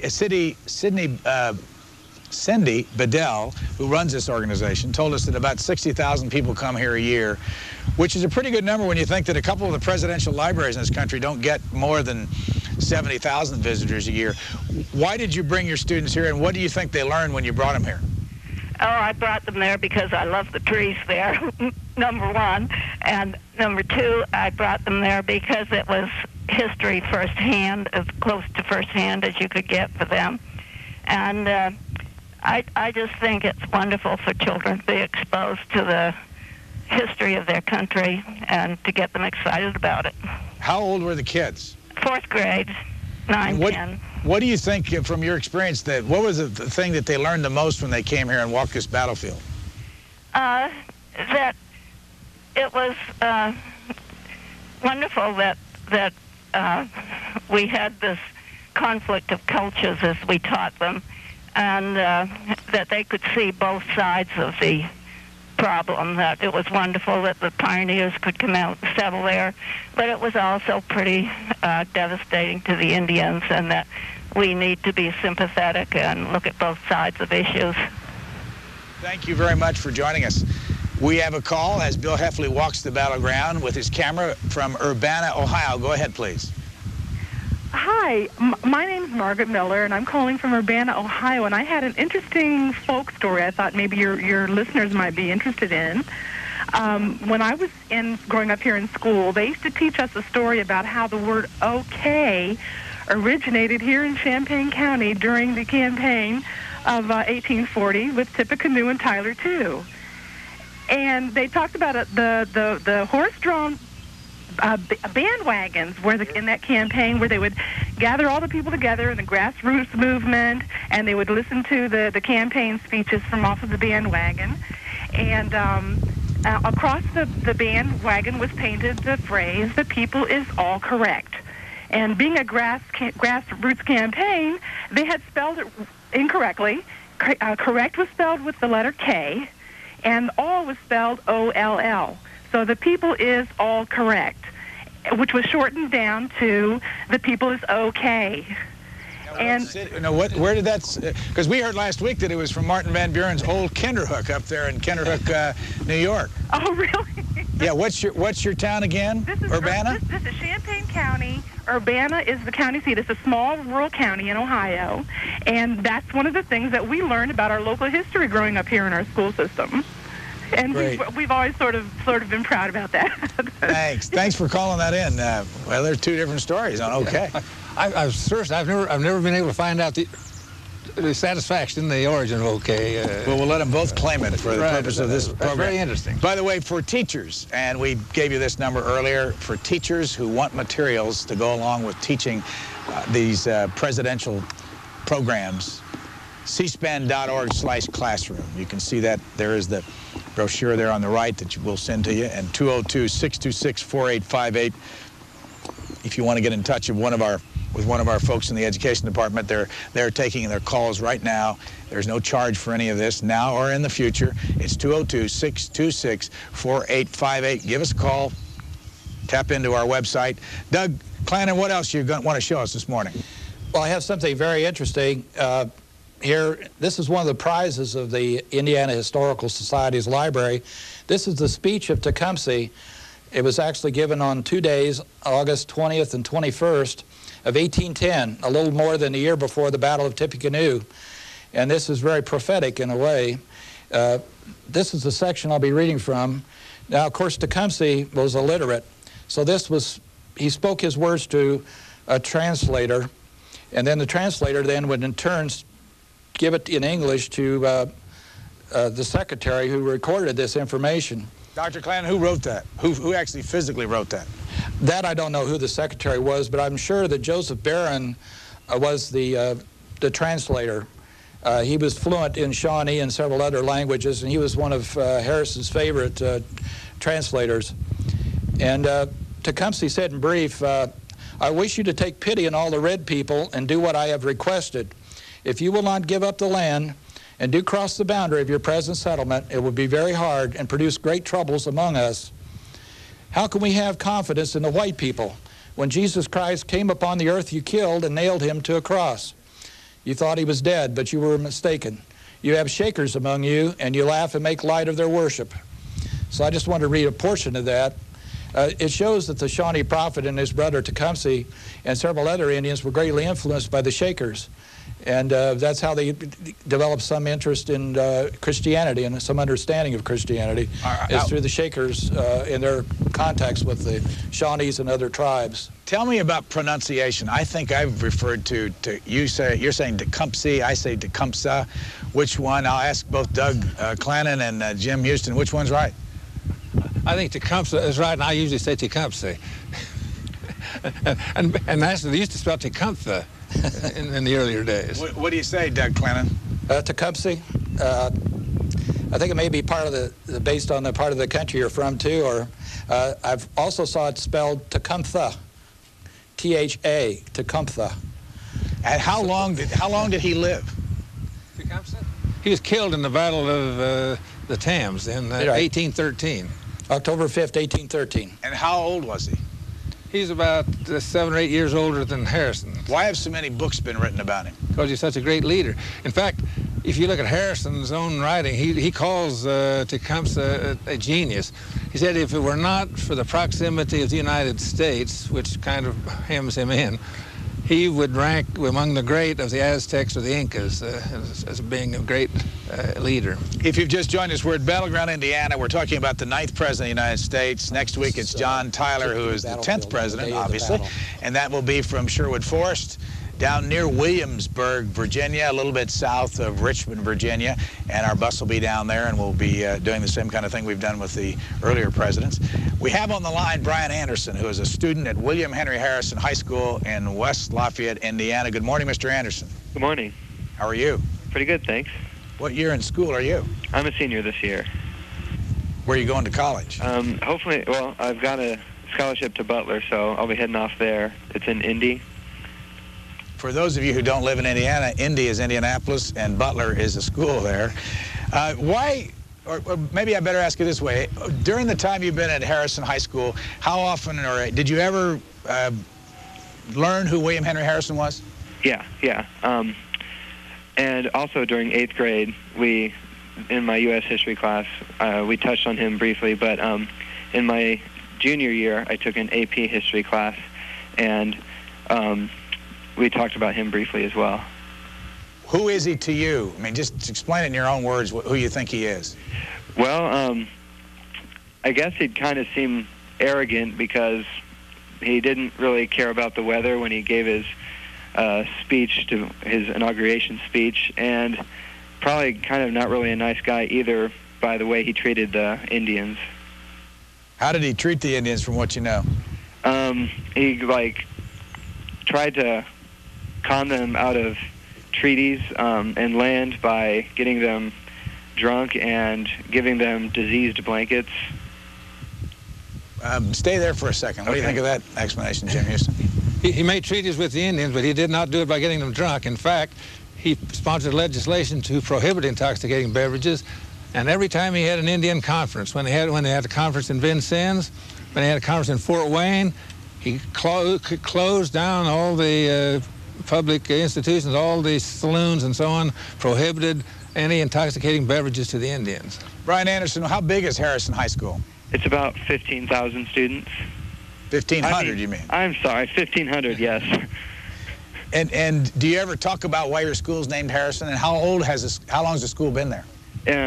It was, the first year was in 1969, 1970, and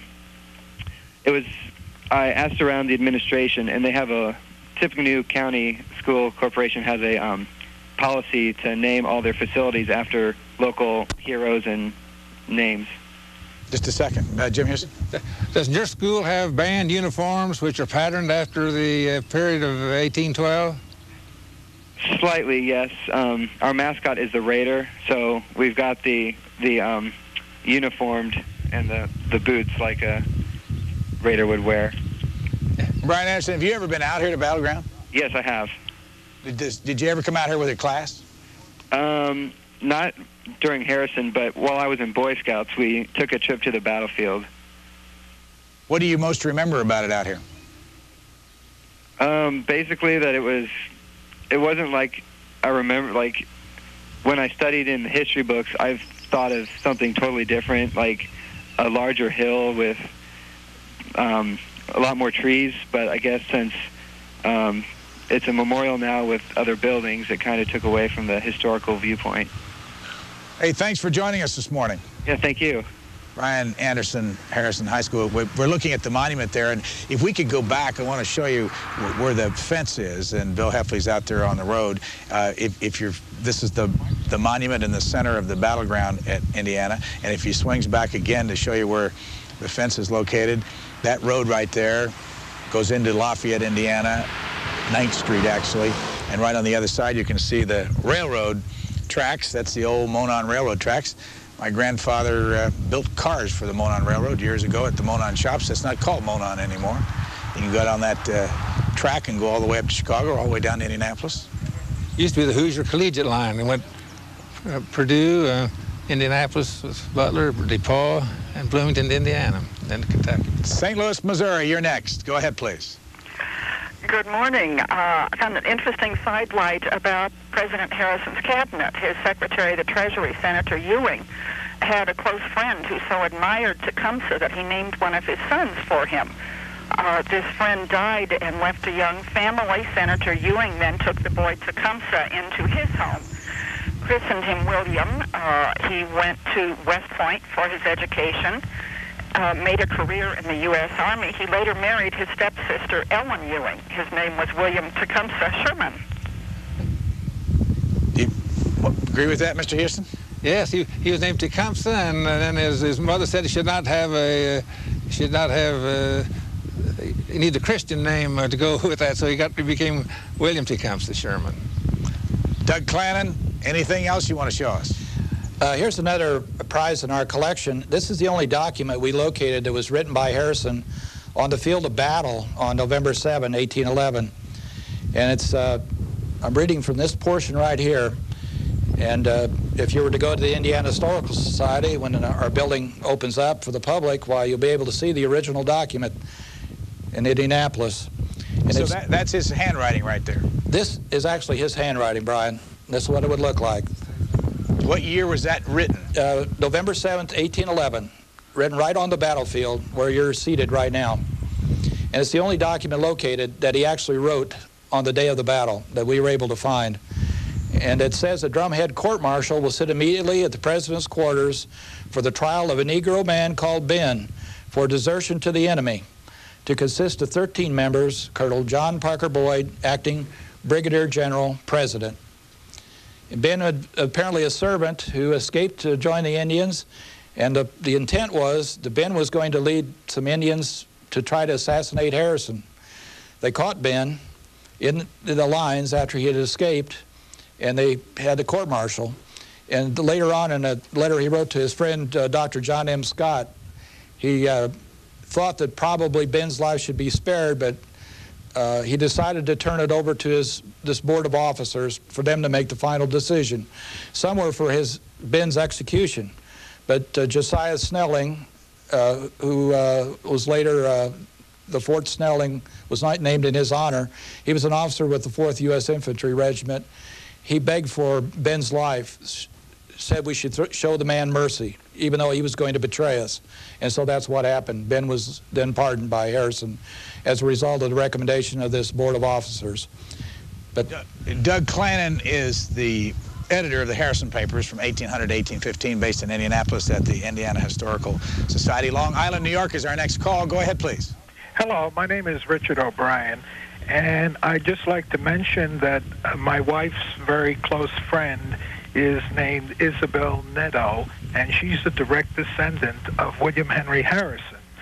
Now, she went to Hunter College here in New York City, and she spent her career working for the federal government. She began her career as a contractor with the Atomic Energy Commission, which later became the Nuclear Regulatory Commission. And she is retired, and she retired on an island off Washington State. But there's a family cemetery which is out here in eastern Long Island, which has mostly Hawkins part of her family buried, but they on the other side there are descendants of William Henry Harrison, and it shows how far the family is spread all over the country. Thank you very much, Jim Huston. If she's a descendant of William Henry Harrison, she's also a descendant of Anna Tethill Sims, and perhaps you could find the home of the Sims on Long Island. That's where her parents were. Again, William Henry Harrison, born in Virginia, buried in North Bend, Ohio, down by Cincinnati. Lived how many total years in Indiana? 12. See, he moved his family back to North Bend when the War of 1812 was coming. How many years was he in the military? He resigned when he became Secretary of the Territory, which when he was age 20, that'd be about 7 or 8 years. And then he came back to the military in the War of 1812. And he was made finally Major General, Commander-in-Chief of the Northwest Army. His son, John Scott, was a congressman. How did he become political? As far as I know, that's about as far as he got. He became congressman, and then he lived to be about 77 or so, and his son became president, but I think he has died by that time. He was not... William Henry Harrison had a son, John Scott, who had a son, Benjamin, who became president. And do you remember, can you pull the year out? 1892, I think. And how many times did he run for president? Twice, but see, he went with Cleveland. Cleveland's 2 terms were on either side of Benjamin Harrison. Cleveland, then Harrison, then Cleveland again. And that's why we have 41 men who have been president, but we have 42 presidencies. That mistake is made so often. And Cleveland won the popular vote 3 times in a row. You want to ask a question, who before Franklin Roosevelt won the popular vote 3 times in a row? It's Cleveland. But he didn't have enough electoral votes, and Harrison won in between. Orange County, California. For Jim Huston and Doug Clanin, you're next. Good morning, Brian. My name is Errol Clark, and I had, while you were talking to one of your earlier guests, a question occurred to me. Looking at that beautiful scenery behind you, all the trees, I wondered if any of those trees were standing at the time the battle was fought. And then I had a comment to make, but I'll defer to you as well as you want me to ask to. Okay, stay on the line a second. Were the trees here? Some trees were here. I'm sure that a number of trees, and certainly a lot of trees just like this. But of course, lots of underbrush, not as smooth as we see it here, I'm sure. And there's some trees I'd like to explore some of them, because there's one where Thomas Randolph was supposed to have been killed near there, and they made markers and so on the trees. We're going to have a camera in a few minutes so we can get it back there way down by the Burnett's Creek, which I want to have you tell us about, which is a creek that runs below where we are right now. And back to Orange County, California. Your comment, sir. I think that you're doing an historical service that probably 100 years from now, people will observe what you're doing with this presidential series, and it'll be an historical document, a written record, and verbal record. It's a marvelous thing you're doing, Brian. And I must say, too, an example of the type of really wonderful academic scholarship people like John Huston do for our country. It's just a marvelous thing. Thanks very much for your call, and I must say that the people who deserve credit for what's going on right now are our co-executive producers for this series, Marty Dominguez back in Washington, Mark Farkas, who spent an awful lot of time on the road setting up these different sites, and Maura Pierce and Paul Brown, who's our producer here, and Mark Farkas, and lots of other people participating. It takes a lot of people. We have our school bus here, which will be at all these locations. Next week down at Sherwood Forest. When you did your research for your book on William Henry Harrison, Counterpoint, did you go to all the places Harrison lived and died on. Yes, we went to Berkeley. We went to North Bend, Ohio. We went up on the Scioto River where he had been with Wayne and some of his campaigns, went through the woods. We slid down the hills in the woods just like he had. Went to Vincennes, to his mansion there, Grouseland. We went to the Spring Mill State Park because it shows examples of the architecture of the period, the old log cabins and that kind of thing. And then, of course, around Tippecanoe and so on. So we did try to follow where he had been. We had our cameras at Grouseland and Vincennes, which you said 100 and some miles south of Lafayette. I don't know if I've ever been there. I know they have a beautiful statue there also of Abraham Lincoln, but here on the screen is the Grouseland area. It says the DAR welcomes you. Yes. Daughters of American Revolution. They're the ones who operate that. And what's this house like? The Grouseland? That's the mansion. Is the greatest mansion in the territory. And I think he was influenced by Berkeley Mansion itself as he built it. He brought in the brick from other places. He had a lot of the wood cut right there in the area, and they made the brick. And it has a kind of a big bay window on the riverside, overlooking the Wabash River, kind of a curve, which you don't see very often, a curved window and area on that side. On the near side, this side, those are false windows on the left of the portico, so you can have a clear wall for the furniture and everything on each side of the fireplace. And he has a stairway that goes up, a beautiful stairway, which they preserve the bullet hole in there, which supposedly he's coming downstairs one time and a would-be assassin fired through the window and hit the stairway, and they show that. And how long did he live in that house? 1840, 1811. His job when he was there? Governor of the Indiana Territory. And remember, Indiana at that time included Indiana, Michigan, Illinois, Wisconsin, and Minnesota, a third of it. The year that Indiana became a state? 1816. Next call, Stockbridge, Massachusetts. Go ahead, please. Yes, I am doing historical research on a Mohican Indian chief named Hendrick Alpamut, also known as Captain Hendrick, who was in the White River country with the Delawares from 1810 to 1815.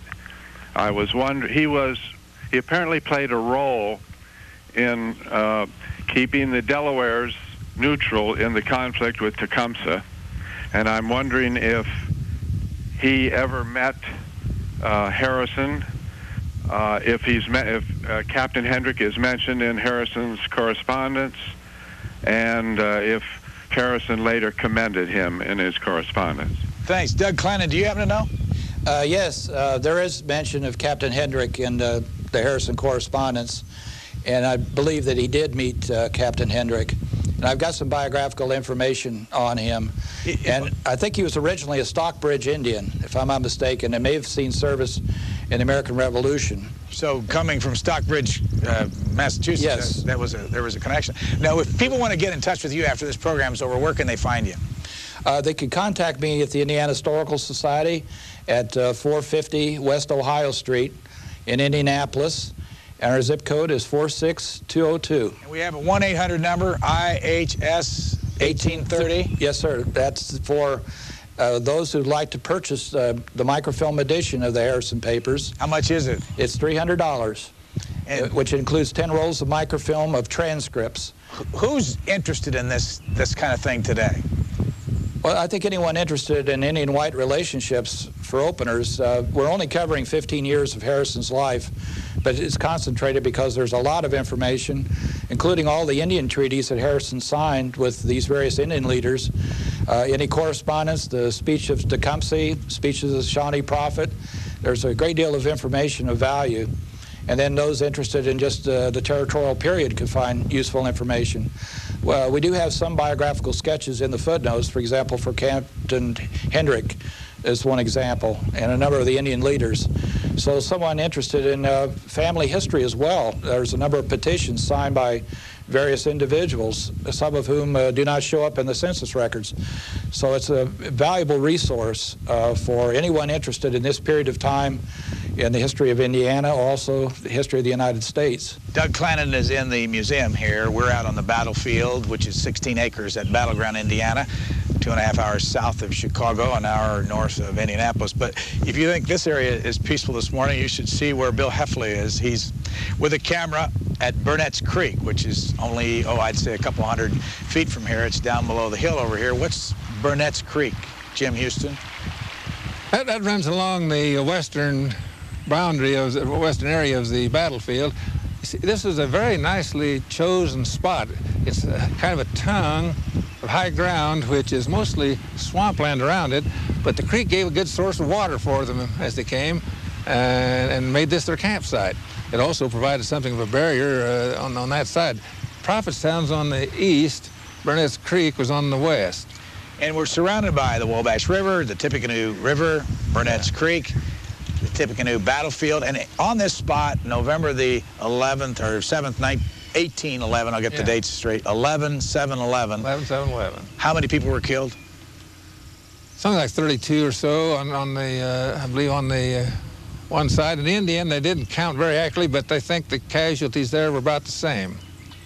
If you're hearing a little bit of noise, it is because it's a tad bit windy here, not a great deal, but there's a nice breeze on this May morning. We go to Highland, California next. Thanks for waiting. Go ahead, please. You're on the air. Hi, Brian. Hi. How are you doing today?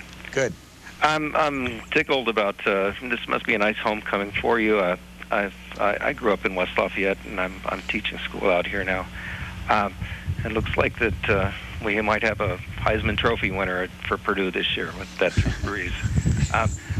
My question for you, I remember when I grew up there, the Harrison High School student mentioned something about Boy Scouts. I know that we went on a Harrison Trail. It's about a 20-mile hike, and I wanted to know if that had anything to do with the battle itself, or what if your historians there could tell me something about. Where was it? Do you remember? Yes, it ended up at Battleground there, but I think it started in West Lafayette, and it was about a 20-mile hike, and I want to know if it had anything to do with the battle itself. Hey, thanks for the call. I know if you drive from here to the middle of downtown Lafayette, it's 8 miles. It probably follows closely the route that Harrison's forces followed when they came up here. Of course, the Boy Scout Council here was called the Harrison Trails Council, I think. And then they called, there was a trail that went from Prophetstown all the way down the Wabash River, which was, they called in those days, Tecumseh's Trail. But I believe that the Harrison Trail probably follows fairly closely the route of Harrison when he came up here. Did General Harrison move into the White House for those 30 days? Yes, he did. How many kids moved in with him? He had, his son was there for a part of the time, and his wife remained behind in Ohio because she was in frail health at the time, although she lived to be 89. She said that he should see him in May. They all planned for her to be coming in Washington in May. So the hostesses, he had 2 hostesses for the White House. Now look, his wife remained in Ohio. The hostess for the White House were Mrs. William Henry Harrison and Mrs. William Henry Harrison Taylor. It was his daughter-in-law, it was Mrs. William Henry Harrison Jr., and then his daughter, who was Mrs. William Henry Harrison Taylor. Patterson, New Jersey, you're next. Hi. Since William Harrison was the first president to die in office, I wonder what his funeral services were like, and I also wondered how his death influenced the future protocol for presidents that would die in office. I think very much it set the pattern. In fact, when you look at the papers which were reprinted, they go back and choose papers of the presidents in Richardson's collection, for example, and in Harrison's you have his inaugural, and then you have 1 or 2 others about the cabinet, or about other officers, but a good many papers in there relate to his funeral arrangements. They had the mayors. I should point out they had 3 mayors of the District of Columbia then: the mayor of Washington, the mayor of Georgetown, and Alexandria. Alexandria and all that part was still a part of the District of Columbia. So they had a very elaborate ceremony, had him lying in state. They had the Army units, they had the civil units, how the processions would be. And I think that set the pattern for what would come in years later. Again, if you're interested in educational materials to go along with this series, which will not end until December the 20th at the earliest, that's the Bill Clinton week. All 41 men will be featured, 1 each week as we go down through the rest of the year. It's 202-626-4858. 202-626-4858, and we're really glad that more and more teachers are getting involved with this. cspan.org/classroom. Folks are there to deal with this right now if you're interested. Next call, Malta, New York. Is that the way to pronounce it? No, it's pronounced Malta.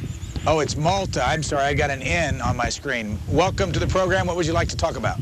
Was William Henry Harrison friends with any of the other presidents? Good question. Was he friends with any of the other presidents? Well, he was friendly enough with Adams and Jefferson that he kept his appointment going for 12 years as governor of Indiana Territory. He knew Washington personally, because Washington had been a guest at Berkeley. His father had known him well as the Declaration of Independence and during the Revolution, so that he had a personal acquaintance with Washington, with Adams, and with Jefferson, and so he never had any chance for any very close contact because he left there at such an early age and did not come back to that area until much later. Doug Clanin, was there anything about William Henry Harrison that you did not like? Well, one of the elements in Harrison's character is that he was very thin-skinned. He was very sensitive to criticism. And whenever he'd see some in the newspapers of the period, either he would write a letter or he'd get his friends to write letters in defense of his conduct. And I guess that's one element of his background, that maybe he was not quite as magnanimous. He's buried near Cincinnati, Ohio. You're next on the line. Go ahead, please. Yes, sir. I'm calling from Tecumseh country. Hello, Brian. Hello, Professor Huston. Morning.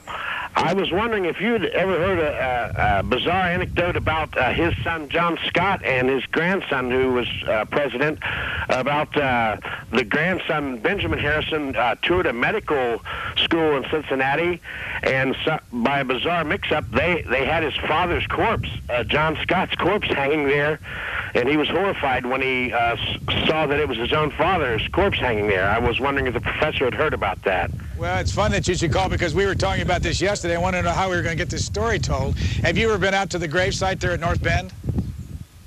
Caller? Not there. And you had not heard this? No, that's one that you had taught me. Well, as my former professor, I wanted to tell you something in this whole thing. Well, and I'm sure I'm going to get this wrong, so I don't want to offend the family, but the way it went, and I went to the gravesite several months ago, it was last year, and I was met there by a group of people that take care of it. And there's a family gravesite up above where John Scott Harrison was buried, supposedly. Grave robbers came along, moved him to the Ohio Medical Institute in Cincinnati. His son, Benjamin, that wasn't Benjamin Harrison, another one of John Scott's son, visiting the Ohio Medical Center, and they saw his father hanging on a hook. Now, that sounds rather grotesque or gross, and brought his father back and moved him back to the gravesite, and he's now buried there with his father, William Henry Harrison, at the site. And you've never heard that story. I'm sure that we'll probably be in some trouble here, but that story's printed. I saw it in a book, which again doesn't make it true, but I may have read it and it was so gross I forgot it. Sheridan, Wyoming, you're next. Yes, I was wondering if anyone knew that descendant of William Henry Harrison had moved to Wyoming and became a congressman from our state. Do you know the names? He was William Henry Harrison Jr., I believe, or the third or something. I had a clipping on it years ago, but I don't know what I've done with it. Do you happen to know who Sheridan, Wyoming's named after? Yes, General Sheridan of the Civil War fame. Okay, thanks. Do you know of the descendants? No, I don't know the descendants. I know someone in Chicago. There were relatives, mayor of Chicago. There's another whole branch of Harrisons that lived across the river from Berkeley. They're cousins, the Carter Bassett Harrison, so on there. But so there are a great number of them, and I'm not sure what the location might be there in the West. Do you know Doug Clanin? I met William Henry Harrison. I think he was the fourth, if I'm not mistaken. He was a congressman from Wyoming, Brian. Very charming gentleman, but he had very little interest in the history of his family. I met him and his wife. His wife was... Couldn't hear what you just said. I know we lost you. Can you I don't know if you hear me or not. I can hear you now. We used to have Robert E. Lee V working at C-SPAN. Yes. He's not there any longer, but he's still in the Washington, D.C. area. Millbrook, Alabama. Go ahead, please. Yes. Don't you think it was easy for Tecumseh to understand Harrison so far as the treaties, and since he got his education from the Shakers, he understood covenants, blood covenants, and sacrifice. Professor Huston. Was she saying the prophet? No, she was saying Tecumseh. What, Tecumseh? Well, yeah, yes, I suppose so. But Tecumseh, I mean, the prophet was the spiritual leader of the group, and he's the one who did most of that kind of thing. Tecumseh finally saw how that could be a force to unite the people, I think. What's Prophet's Rock? Prophet's Rock is where the prophet overlooked the battle area here. It's on the other side. He went all the way around to the other side of the field, all the way across Burness Creek there, and he stands up on this rock, and presumably you can hear his calls going out to his men in the course of the battle, crying out in a loud voice how they were supposed to keep up their battle. You can see the sign there that says Prophet's Rock. It had General de Lafayette on there. This city of Lafayette near Battleground, named after the Marquis de Lafayette. We'll go next to Honolulu, Hawaii. Go ahead, please. Yeah, I don't know if it pertains to that period, but in 1893, are there any writings pertaining to the annexation of Hawaii or anything at that period which would, touch on that subject matter? Thank you. He's getting up into the Benjamin Harrison period there, so I wouldn't have anything further on than that. Doug Clanin, do you have anything? No, I don't have any information about that, Brian. Next call, we go to Falls Church, Virginia. Go ahead, please. Yes, good morning. How are you?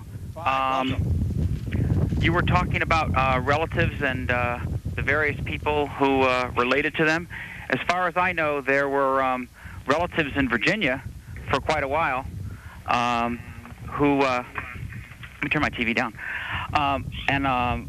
William Henry Harrison V is still very much alive. You normally have a relative every week on your show that is related to, you had Mrs. Widmer last week from Martin Van Buren, and they were there. The other question I have is, why wasn't he buried down in Vincennes at his family home, as opposed to, why is he in North Bend, Ohio?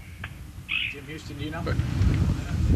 None other than they spent more years in North Bend, actually, you see, and that was their family home during all the period from 1812 until 1840s. It's been beyond that. He actually did live in a log cabin in North Bend, although he didn't know it because he covered it with white boards, and they put extensions on it to make it a big mansion. And so that was really his home. He was clerk of the court there. And even after he was in Congress, he came back and became clerk of the local court. And Benjamin Harrison, he went to Indianapolis. And he's buried in Indianapolis. Wonder why he would be buried in Indianapolis when the rest of his family. Yeah, his home was in Indianapolis. Doug Clanin, you have another document for us. Pardon, Brian? You have another document for us. Yes, I do. This is the last document I brought with me today, and it's from the Short Harrison Sims family's papers in the Library of Congress, and it's written to his son-in-law, John Cleave Short. And it's interesting because John Cleave Short was also his nephew.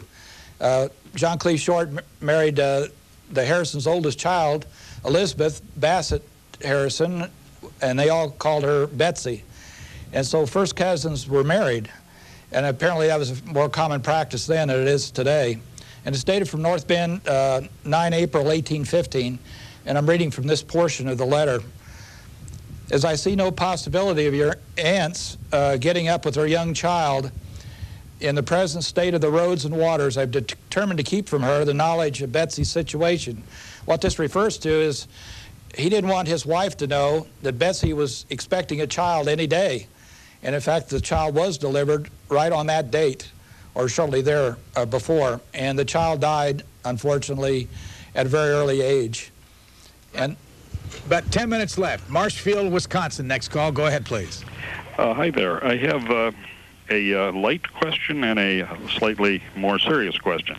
Reference to the Battle of Tippecanoe and the fact that that Harrison was astride a dark horse. I'm wondering whether that has ever come down in the vernacular in the form of political saying that someone's a dark horse candidate. That's the light question, even though it's a dark question.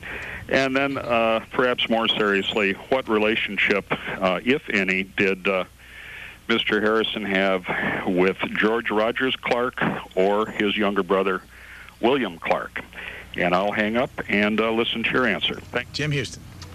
I don't know much with George Rogers Clark other than he had this area down there around Jeffersonville in the Clark domain. But William Clark was a member of his regiment when he was at Fort Washington near Cincinnati, when he was a young lieutenant. And as a matter of fact, William Clark was there, and Lewis came through after the Whiskey Rebellion and joined that regiment for a time, too, so that both Lewis and Clark were there with Harrison. Later, William Clark became governor of Louisiana Territory, and Harrison was in contact with him in that capacity. I've got to try with both of you if you want to get into this, because we ask anybody from this state if they can define what a Hoosier is, and almost never get a good answer because it seems to be confusing. Do you know? It's very confusing. So, some think they were named for the Hussars, the famous warriors. Others, the old tradition is, which does not make much sense, they used to knock on a cabin door and they would always say, "Who's here? Who's here?" So a Hoosier, Hoosier. And others say it came from the boatmen who were on the Ohio River, that Hauser. So it's not very precise on that, I'm afraid. I've got a little booklet here that says Hoosier Miscellany, a collection of tales, trivia, and tidbits about early Indiana. And it's available here at the museum, and I'm sure other places too. And by the way, if you need a telephone number for this place and you want to get any of the material we've been talking about here, including Jim Huston's book, the area code here is 765-567 is the number, 2147. That's 765-567-2147. You can see the number there on the bottom of the screen. Let's leave it up just a little bit. Doug Clanin, do you know where Hoosier came from? I agree with Professor Huston that there's a great deal of controversy about that, and those are some of the principal theories that I have heard. And we have a large reference file at the Indiana Historical Society that deals with the derivation of the word Hoosier, and I think it's likely we'll never be able to resolve this because there's so many conflicting theories, and I think there are many good options. And I would hesitate to say if one was the superior version over the other version. But if one's interested, they can contact the Indiana Historical Society Library, and we give them a great deal of information about this on the subject of the derivation of the word Hoosier. By the way, as we get down near the end of our program, I want to make sure that we thank the Insight Communications folks that have the cable system here in Lafayette, and that David and Ginger Hildebrand, who composed the show intro, the music that we had, which was the campaign song from 1840. They had whole books of campaign songs from that time. Was that the first of the campaign songs? On that magnitude, I think it was. Lilburn, Georgia, you're next. Hello, Lilburn, Georgia, you're on the air. Yes, I worked at the Harrison Mansion up until last August. In Indianapolis? No, the Harrison Mansion, Grassland in Vincent. Okay, good. And I worked there for a year and a half as a part-time hostess. And before that, I worked about a year, and I cleaned the mansion. So that was quite a job. And I was wanting to know, how come you didn't go in the mansion and show more of what's in there about Harrison? Well, there's no real reason we didn't. Every one of these presidents have so many different locations you can go to. And our producer, Paul Brown, decided to come to Battleground, Indiana, because this was the battle that people always cite Tippecanoe and Tyler to in the campaign, and just didn't spend as much time. But let me ask you this about that home down there. How many visitors do you know that they got a year down in Grassland and Vincennes? Caller's not there, unfortunately. Cindy Bedell told us that some 60,000 people come here. In your experience, do you think Americans take advantage of these places? I'm encouraged by how many people do go to these places, and I think that shows a very encouraging interest in history. We got time to go to Lake Erie? Sure. While you do that, we've got Grassland on the screen, so go ahead, and if you want to, go ahead. Well, I think in some ways, I think Harrison's victory in the Battle of the Thames and Lake Erie were as great as Tippecanoe, even though we hear about Tippecanoe all the time. But there he was a close associate with Oliver Hazard Perry. And Perry was only 28 years old. He built a fleet on the Lake Erie, won the Great Battle of Lake Erie, and put the only first time in history that the British whole fleet was ever surrendered. And that's where Perry sent the message to Harrison. We have met the enemy, and they are ours. 2 ships, 2 brigs, 1 schooner, and a sloop. And when they went on, they made the first amphibious landing in history. Probably would be very, Americans I'm talking. It'd be very prominent, but it was unopposed. But they had a formation. They landed 2,000 men in 80 boats, had another 1,000 reserves on his ships, came back for a second wave, and landed on the beaches, just as you would nowadays on an amphibious operation. Then they followed the British and the Indians, Tecumseh and Proctor, on up to the Thames River, and Perry asked if he could go along with the battle. And he came along with Harrison, and Harrison, when the battle started, I should say he changed his mind on the matter of attack, which is something very flexible that commanders don't often do. Infantry was supposed to attack first, but they changed and followed Johnson's recommendation. He attacked in very short order and put the British to rout, and Perry was right with him. And one other... Yeah, I want the audience to understand what you're doing right now, because we talked about this yesterday, that he's using a technique in television called, do we have time to talk about something? See, when you don't get it all in, do we have time? Now, you're about to do that again here. See, my sheet, he gave me a script sheet before we started this telecast. It blew away. That's why we're doing it this way. It's over there somewhere. So as you were going to say, Professor Huston, what's next?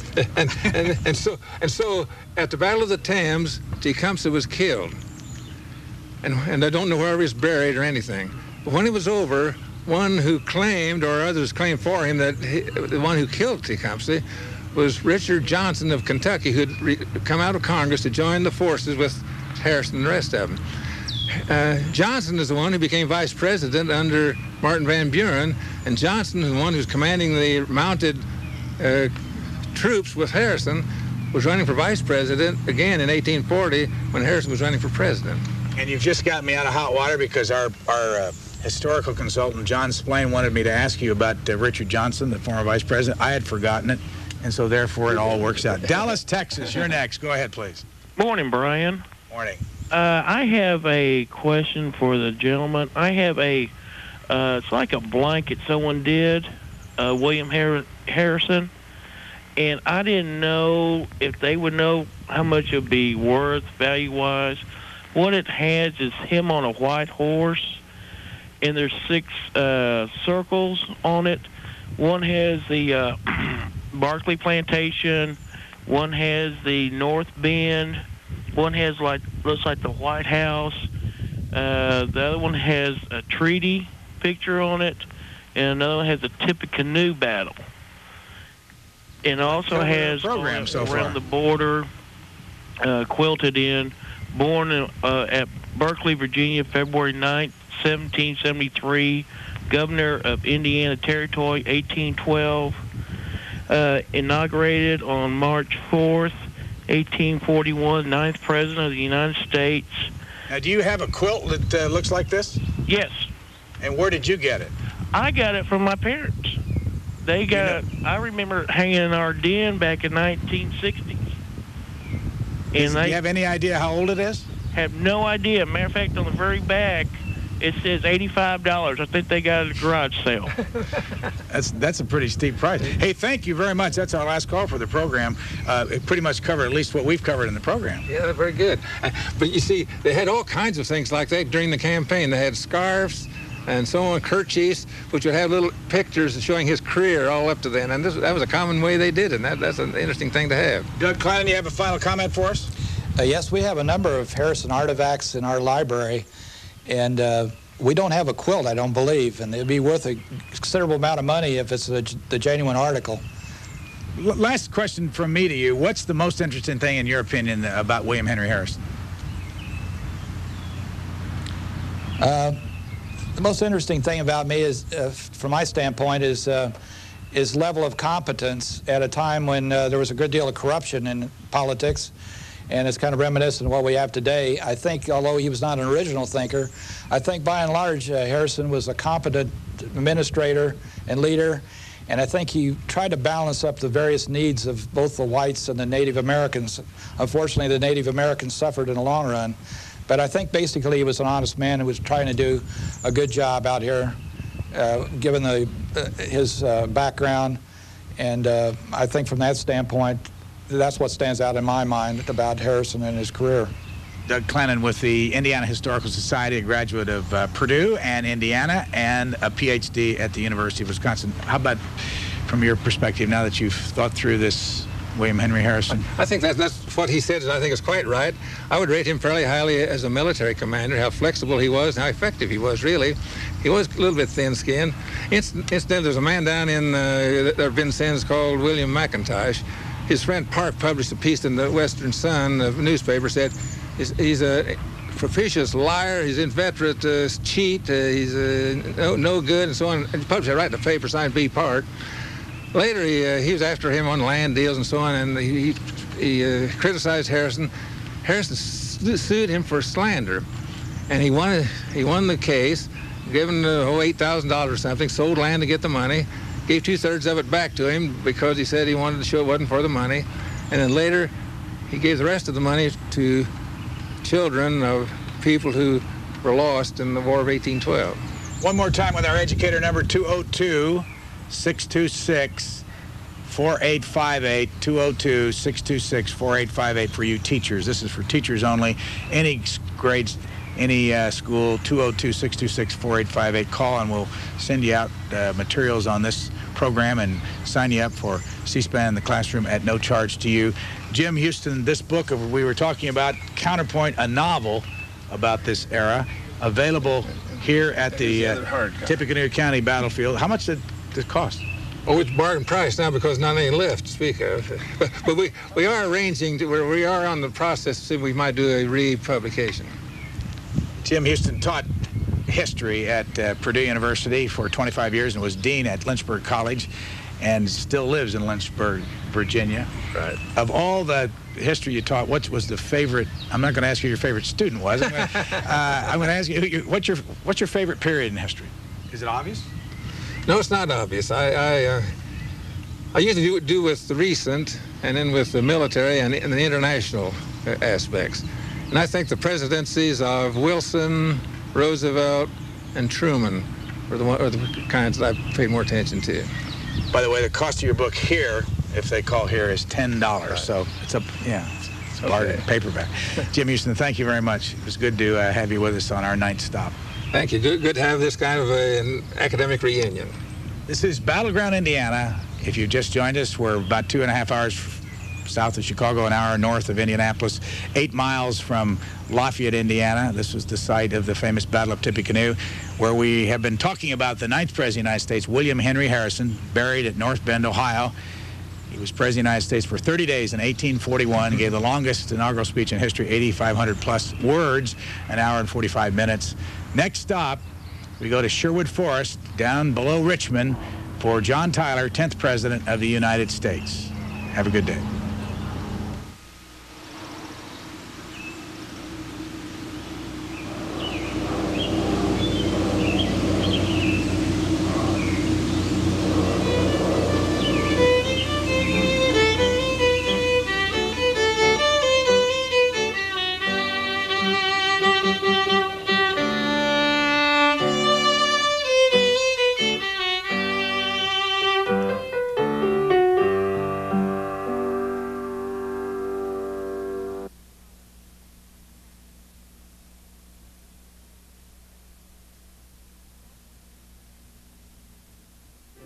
You can see this program as well as our complete video record of the life